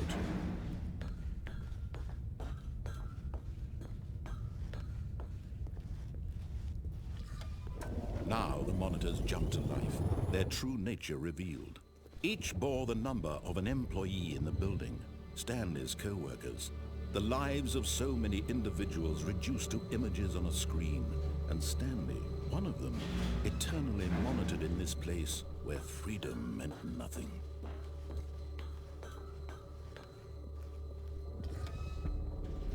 This mind control facility, it was too horrible to believe. It couldn't be true. Had Stanley really been under someone's control all this time? Was this the only reason he was happy with his boring job? That his emotions had been manipulated to accept it blindly? No, he refused to believe it. He couldn't accept it. His own life in someone else's control? Never! It was unthinkable, wasn't it? Was it even possible? Had he truly spent his entire life utterly blind to the world? But here was the proof. The heart of the operation. Controls labeled with emotions. Happy, or sad, or content. Walking, eating, working. All of it monitored and commanded from this very place. And as the cold reality of his past began to sink in, Stanley decided that this machinery would never again exert its terrible power over another human life. For he would dismantle the controls once and for all.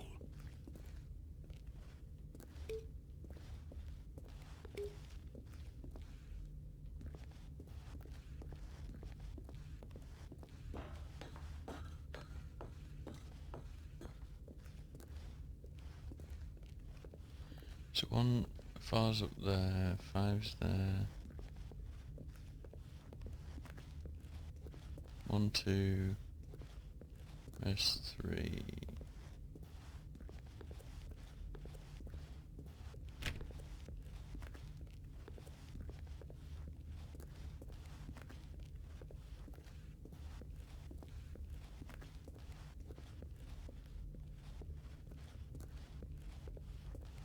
Where is 3?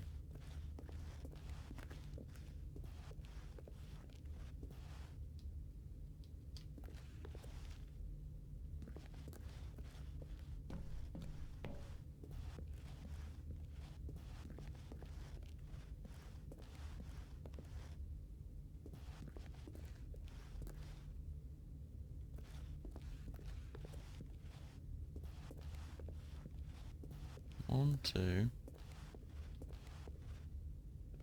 4. Yeah, 4's there.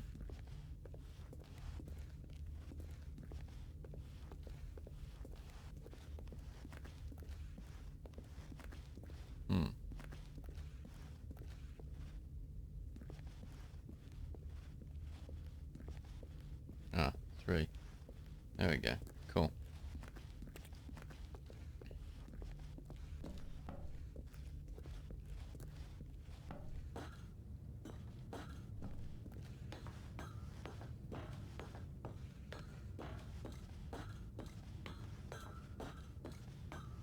And when at last he found the source of the room... Oh, Stanley, you didn't just activate the controls, did you? After they kept you enslaved all these years, you go and you try to take control of the machine for yourself. Is that what you wanted? Control? Oh, Stanley, I applaud your effort, I really do. But you need to understand, there's only so much that machine can do. You were supposed to let it go, turn the controls off, and leave. If you want to throw my story off track, you're going to have to do much better than that. I'm afraid you don't have nearly the power you think you do. For example, and I believe you'll find this pertinent, Stanley suddenly realized he had just initiated the network's emergency detonation system. In the event that this machine is activated without proper DNA identification, nuclear detonators are set to explode, eliminating the entire complex. How long until detonation then? Let's say 2 minutes. Ah, now this is making things a little more fun, isn't it, Stanley? It's your time to shine. You are the star. It's your story now. Shape it to your heart's desires. Oh, this is much better than what I had in mind. What a shame we have so little time left to enjoy it. Mere moments until the bomb goes off. But what precious moments each one of them is. More time to talk about you, about me, where we're going, what all this means. I barely know where to start. What's that? You'd like to know where your co-workers are? A moment of solace before you're obliterated? All right, I'm in a good mood. You're gonna die anyway. I'll tell you exactly what happened to them. I erased them. I turned off the machine. I set you free. Of course, that was merely in this instance of the story. Sometimes when I tell it, I simply let you sit there in your office forever, pushing buttons endlessly and then dying alone. Other times, I let the office sink into the ground, swallowing everyone inside, or I let it burn to a crisp. I have to say this, though, this version of events has been rather amusing. Watching you try to make sense of everything and take back the control wrested away from you, it's quite rich. I almost hate to see it go. But I'm sure whatever I come up with on the next go-around will be even better. My goodness, only 34 seconds left. But I'm enjoying this so much. You know what? To hell with it. I'm going to put some extra time on the clock. Why not? These are precious additional seconds. So it's not Time doesn't go 1, 2, 3, 4, 5. Oh dear me, what's the matter, Stanley? Is it that you have no idea where you're going or what you're supposed to be doing right now? Or did you just assume when you saw that timer that something in this room was capable of turning it off? I mean, look at you. Running from button to button, screen to screen, clicking on every little thing in this room. These numbered buttons. No, these colored Wait a ones. second. Or maybe this big red button. Or this door. Everything, anything, something here will save me. Why would you think that, Stanley? That this video game can be beaten? Won? Solved? Do you have any idea what your purpose in this place is? Stanley, you're in for quite a disappointment. But here's a spoiler for you. That timer isn't a catalyst to keep the action moving along. It's just seconds ticking away to your death. You're only still playing instead of watching a cutscene because I want to watch you for every moment that you're powerless. To see you made humble. This is not a challenge. It's a tragedy. You wanted to control this world, that's fine. But I'm going to destroy it first, so you can't. Take a look at the clock, Stanley. That's 30 seconds you have left to struggle. 30 seconds until a big boom and then nothing. No ending here, just you being blown to pieces. Will you cling desperately to your frail life, or will you let it go peacefully? Another choice. Make it count, or don't. It's all the same to me, all a part of the joke. And believe me, I will be laughing at every second of your inevitable life from the moment we fade in until the moment I say, happily ever after.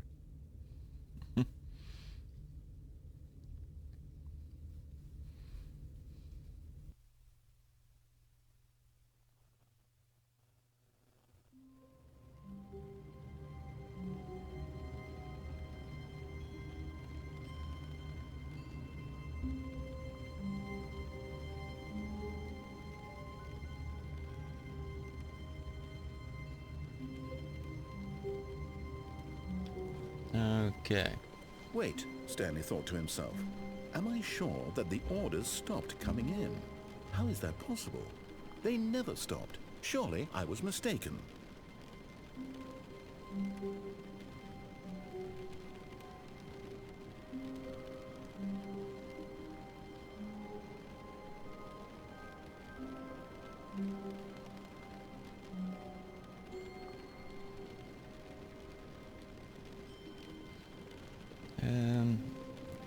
I think we have to go to the... I'm just googling the all the endings now just to see which one's been missed. When Stanley came to a set of 2 open doors, this was not the correct way to the meeting room, and Stanley knew it perfectly well. Perhaps he wanted to stop by the employee lounge first, just to admire it. Stanley felt lightheaded, butterflies in his stomach, but eager to get back to business, Stanley took the first open door on his left. Stanley was so bad at following directions, it's incredible he wasn't fired years ago. Look, Stanley, I think perhaps we've gotten off on the wrong foot here. I'm not your enemy, really, I'm not. I realize that investing your trust in someone else can be difficult, but the fact is that the story has been about nothing but you all this time. There's someone you've been neglecting, Stanley.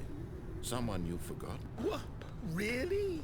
I was in the middle of something. Do you have zero consideration for others? Are you that convinced that I want something bad to happen to you? Why, I don't know how to convince you of this, but I really do want to help you, to show you something beautiful. Look, let me prove it. Let me prove that I'm on your side. Give me a chance. Now listen carefully, this is important. Stanley walked through the red door. Oh, thank God you are willing to listen to me.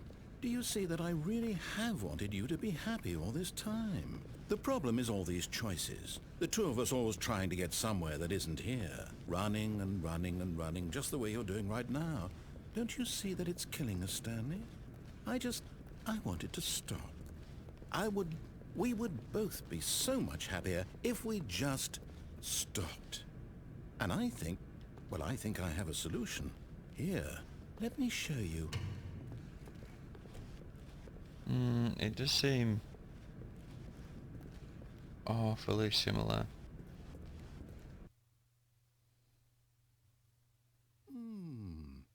What do we want? What are we looking for? Here. Yes. Oh, it's beautiful, isn't it? If we just stay right here, right in this moment with this place, Stanley, I think I feel happy. I actually feel happy.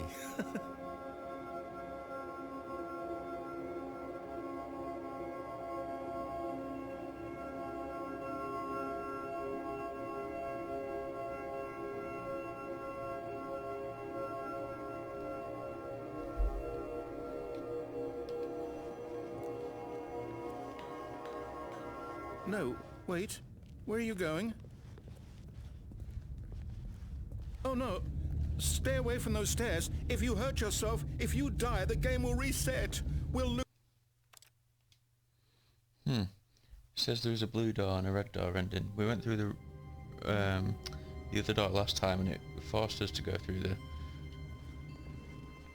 All of his co-workers were gone. What could it mean? Stanley decided to go to the meeting room. Perhaps he had simply missed a memo.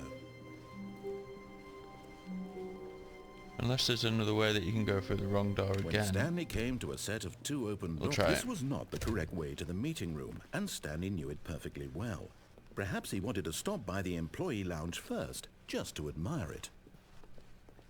The lounge was grand, majestic, perhaps, but eager to get back to business, Stanley took the first open door on his left. Stanley was so bad at following directions, it's incredible he wasn't fired years ago. Look, Stanley, I think perhaps we've gotten off on the wrong foot here. I'm not your enemy, really, I'm not. I realize that investing your trust in someone else can be difficult, but the fact is that the story has been about nothing but you all this time. There's someone you've been neglecting, Stanley. Someone you forgot. What? Really?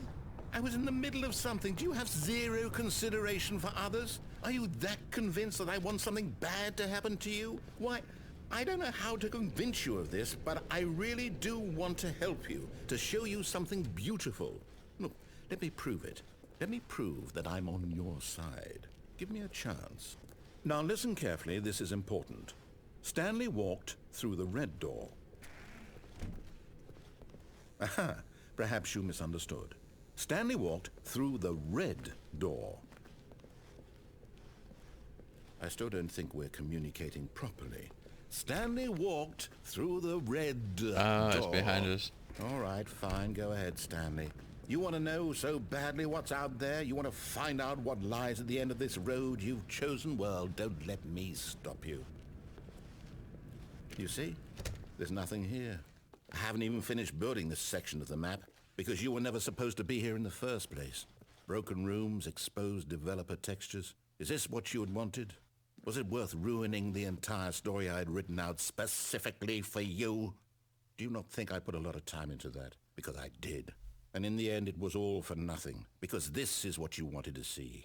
Help me here, Stanley. Help elucidate these strange and unknowable desires of yours. What would have made this game better? What did you want to see? Vehicles? Skill trees? Work with me. You've given me absolutely nothing so far. Tell you what. Let me take a stab in the dark at a new design, and you can give me some feedback. There we go. A third option. This already feels leaps ahead of where we were before. Go ahead, Stanley. Take it for a spin.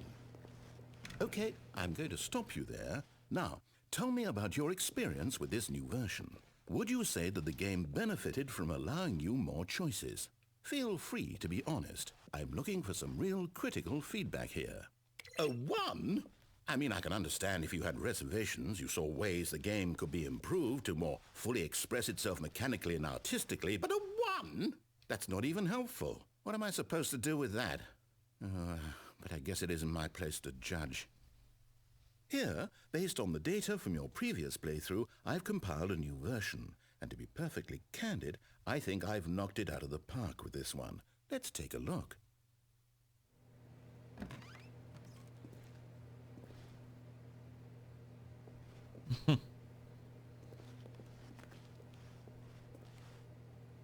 Good old Neil.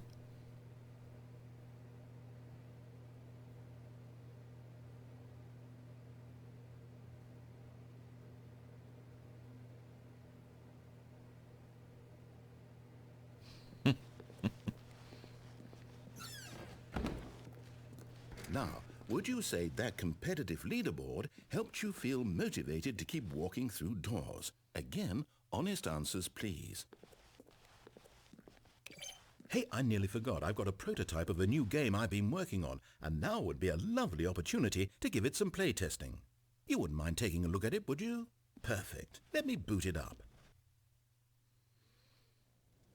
In this game, the baby crawls left towards danger. You click the button to move him back to the right, and if he reaches the fire, you fail. It's a very meaningful game, all about the desperation and tedium of endlessly confronting the demands of family life. I think the art world will really take notice. But of course, the message of the game only becomes clear once you've been playing it for about 4 hours. So why don't you give it 4 hours of play to make sure it's effective? Be sure to keep notes on your experience.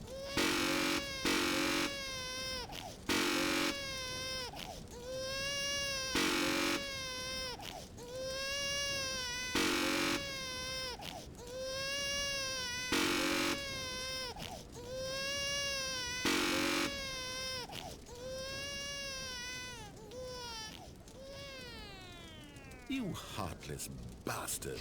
Did you do it because you hate babies or purely to spite me? Because if it's the latter, well, I don't know what to do. I'm completely out of ideas. I can't think of a single thing that might improve the experience for me. I'm not even going to try. I'm out, I'm done. It's over.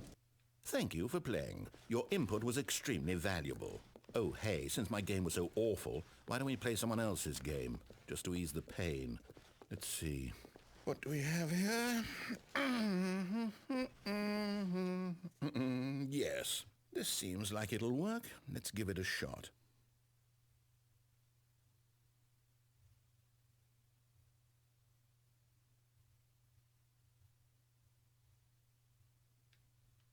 Well, Stanley, is this any better?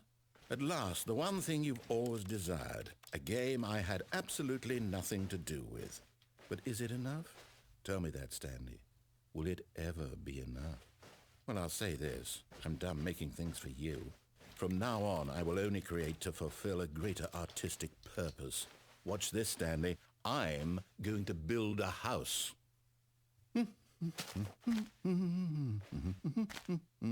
This will go here. No, here. And then...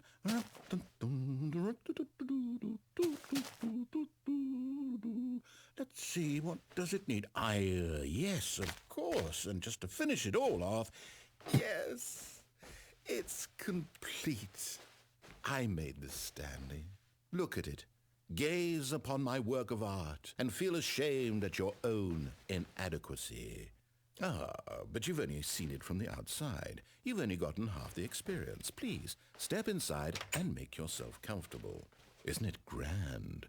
Isn't it perfect? It could only be better if... Wait, that's it. We must rebuild it out of diamond. Diamond everything. Yes. Come along, Stanley. We have to go mining.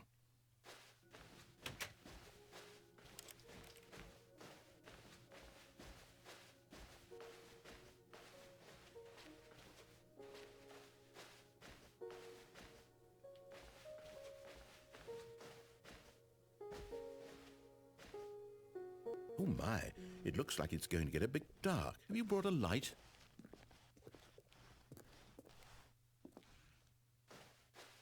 Oh, no, no, no, no, no. This is far more open-ended than I had in mind. I'm looking for something more narrow and linear.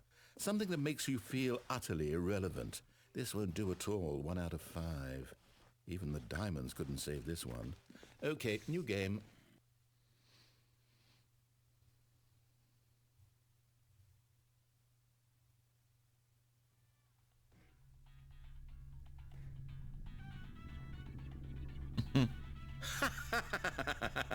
Yes! I don't even know what this game is, but I love it. You, trapped in a glass box with no way out, listening to me talk. Oh, it's inspired. I couldn't have done it any better myself. What is this game even supposed to be? I can't figure it out. Okay, now I'm curious. Let's go find out what the hell this is.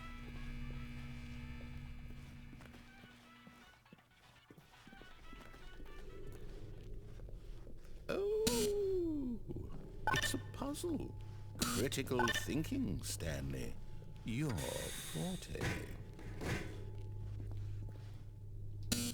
Genius.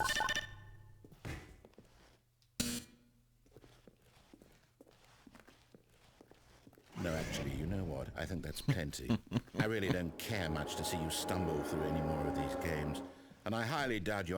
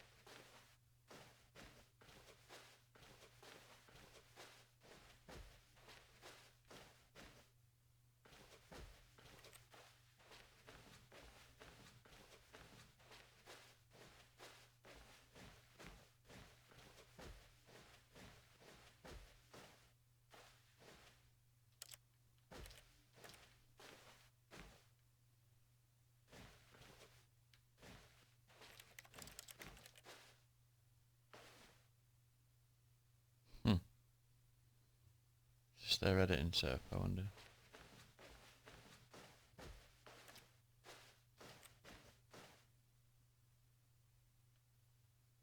I wonder what he found.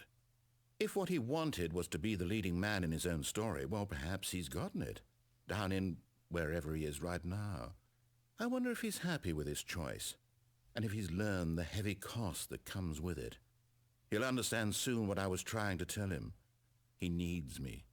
Someone who will wrap everything up at the end, to make sense out of the chaos and the fear and the confusion. That's who I am. That is what I mean to this world. Oh, yes. Yes, I'll be back. There's no other way. Once this ends, after it all comes to a close, then I'll be back. The end will be here soon. Very soon. I can wait.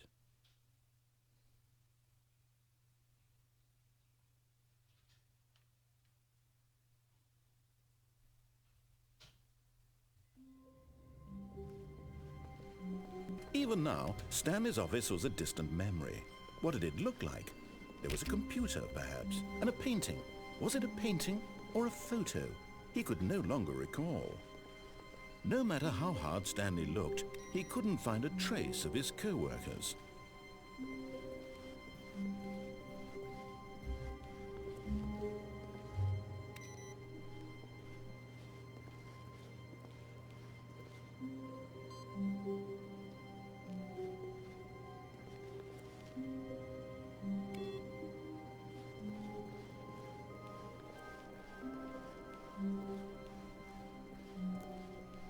When Stanley came to a set of two open doors, he entered the door on his left.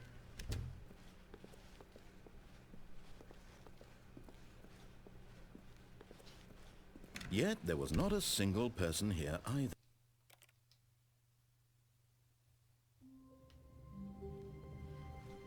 All of his co-workers were gone. What could it mean? Stanley decided to go to the meeting room. Perhaps he had simply missed a memo.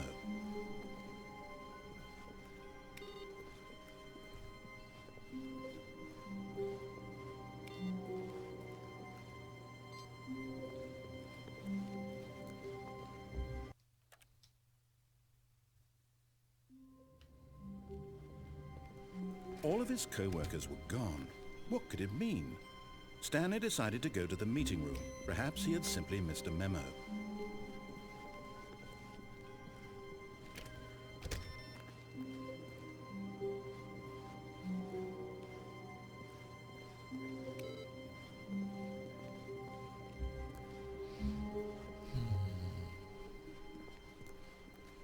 When Stanley came to a set of 2 open doors, he entered the door on his left.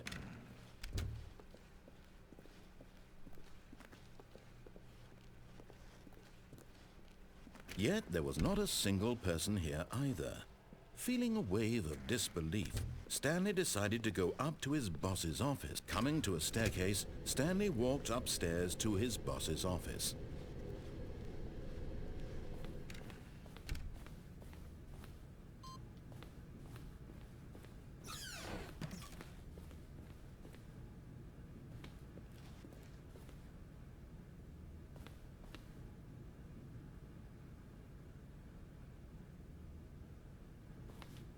Okay, I think we...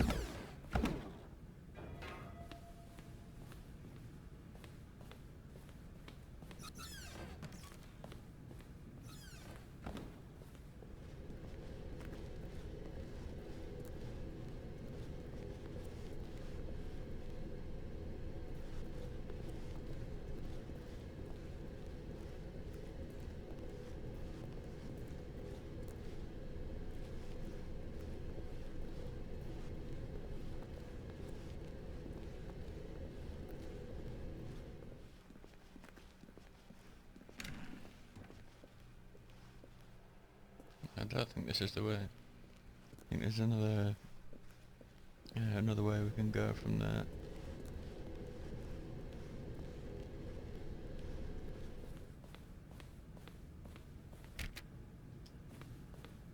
Maybe not.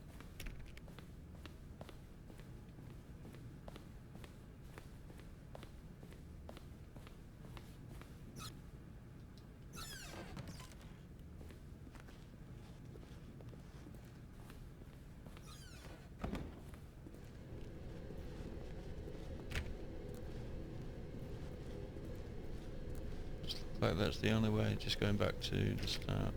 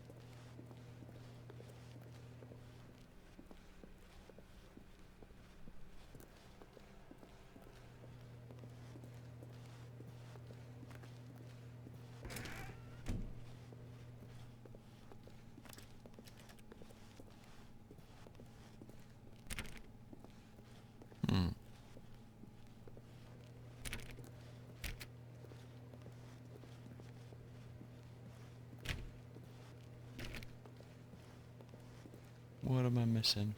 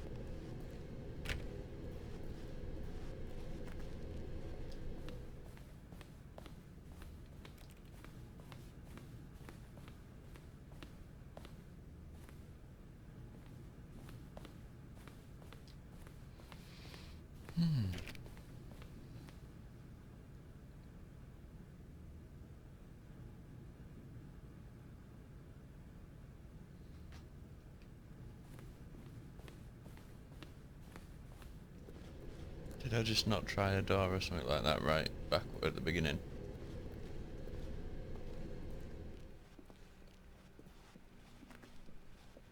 I'm sure doing that, going out the boss's office like that should give us a another way to end it.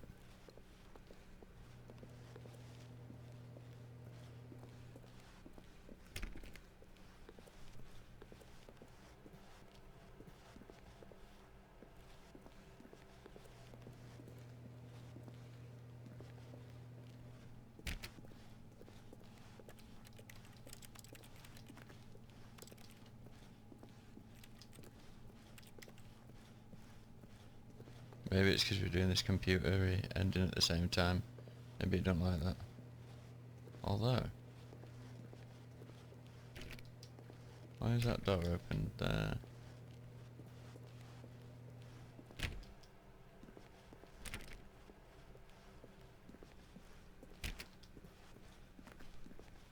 Oh no, just restart.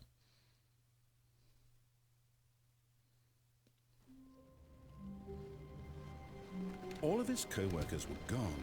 What could it mean? Stanley decided to go to the meeting room. Perhaps he had simply missed a memo.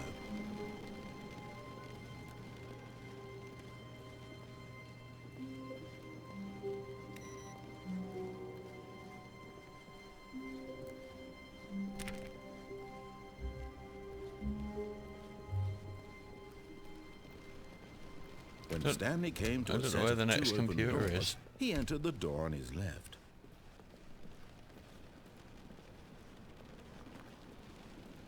Yet there was not a single person here either.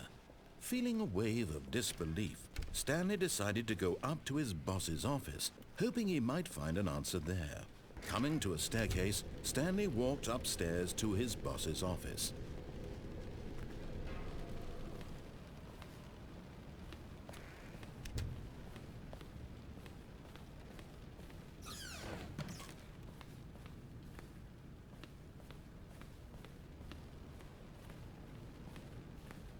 Here's the door, just go.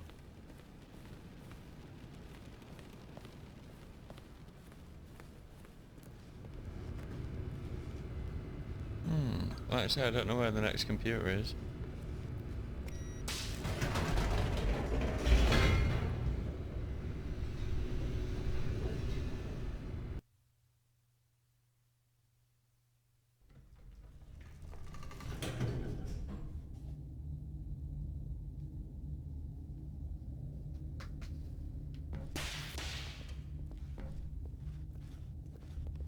Stanley walked straight ahead through the large door that read Mind Control Facility. Because these are computers here, either the buttons. There might be ones on the next walkways, but after that... The lights rose on an enormous room packed with television screens. What horrible secret did this place hold? Stanley thought to himself. Did he have the strength to find out?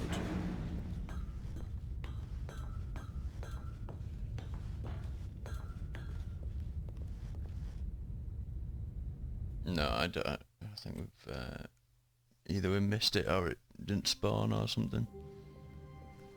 How wonderful. Stanley was alone. Finally. This is great, he thought to himself. This is what I've wanted all along. I got what I wanted. No matter how hard Stanley looked, he couldn't find a trace of his co-workers.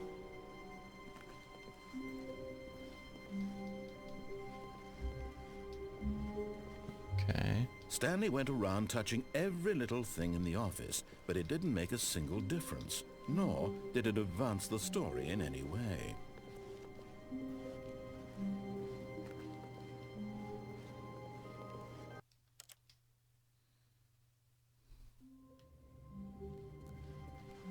Even now, Stanley's office was a distant memory. What did it look like? There was a computer, perhaps, and a painting. Was it a painting or a photo? He could no longer recall.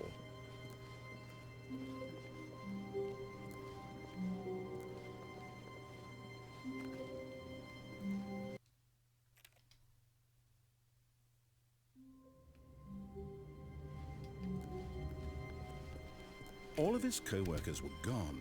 What could it mean? Stanley decided to go to the meeting room. Perhaps he had simply missed a memo. No matter how hard Stanley looked...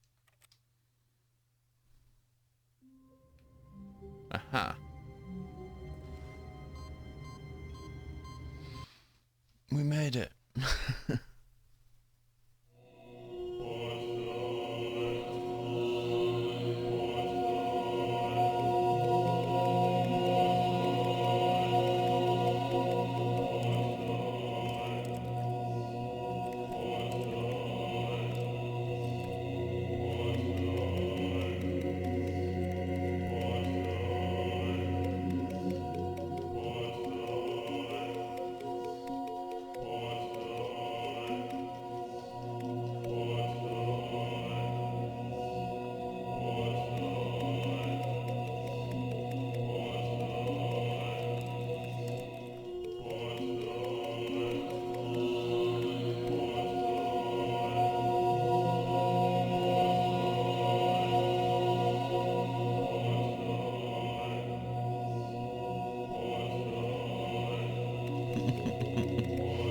Okay, yeah, I think we've seen enough.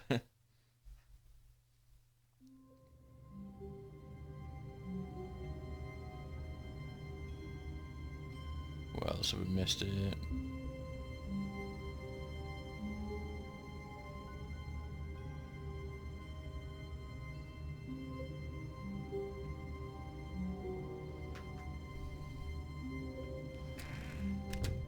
But Stanley simply couldn't handle the pressure. What if he had to make a decision? What if a crucial outcome fell under his responsibility? He had never been trained for that. No. This couldn't go anywhere except badly. The thing to do now, Stanley thought to himself, is to wait. Nothing will hurt me. Nothing will break me. In here I can be happy forever. I will be happy. Stanley waited. Hours passed, then days. Had years gone by? He no longer had the ability to tell. But the one thing he knew for sure, beyond any doubt, was that if he waited long enough, the answers would come. Eventually, someday, they would arrive. Soon, very soon now, this will end. He will be spoken to. He will be told what to do. Now it's just a little bit closer. Now it's even closer. Here it comes.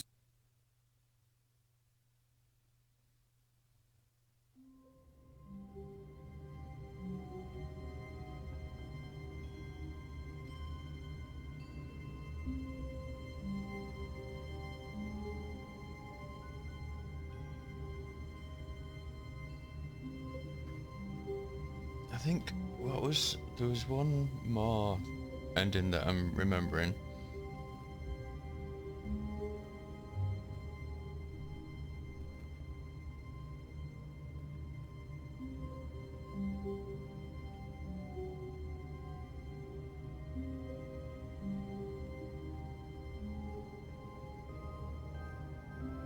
Oh yeah, it was the right, let's try this one again now that we've done the computer one. See if it's reset itself. Stanley was alone. Finally. This will be the last one, I think. He thought to himself. This is what I've wanted all along. I got what I wanted. When Stanley came to a set of 2 open doors, he entered the door on his left. See, I don't think it is, but the narrator's voice. Yet there was not a single person here either. Feeling a wave of disbelief, Stanley decided to go up to his boss's office. Hoping he'd coming to a staircase, Stanley walked upstairs to his boss's office. Yeah, the narrator's voice really reminds me of this guy who just loaded stuff on Radio 4, but I don't think it's him. Here's the door. Okay. So we do need to go back to the start. But there should be a new path.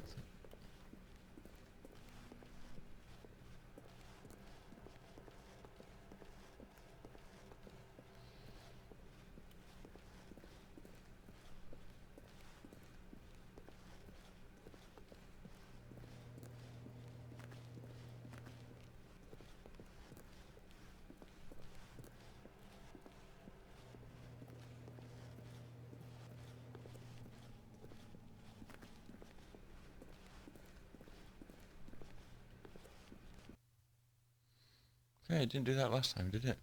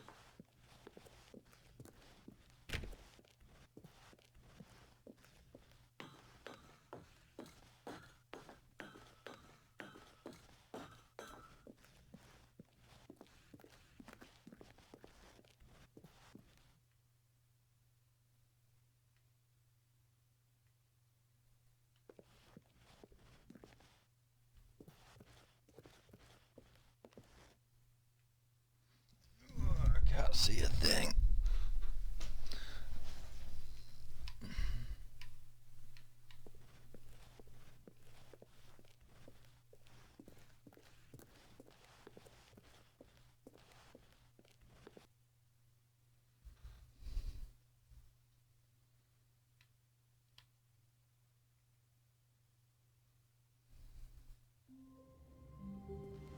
Oh, it don't really do anything.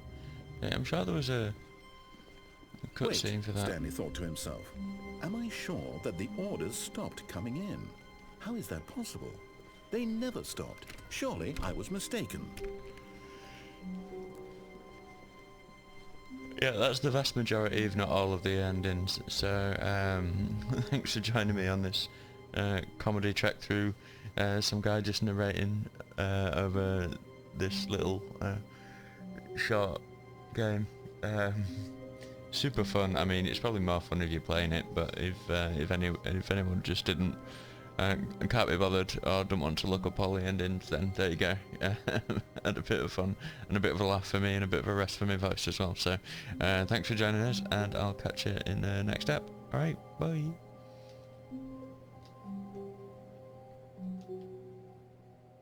Stanley stood for a long time in one spot. It's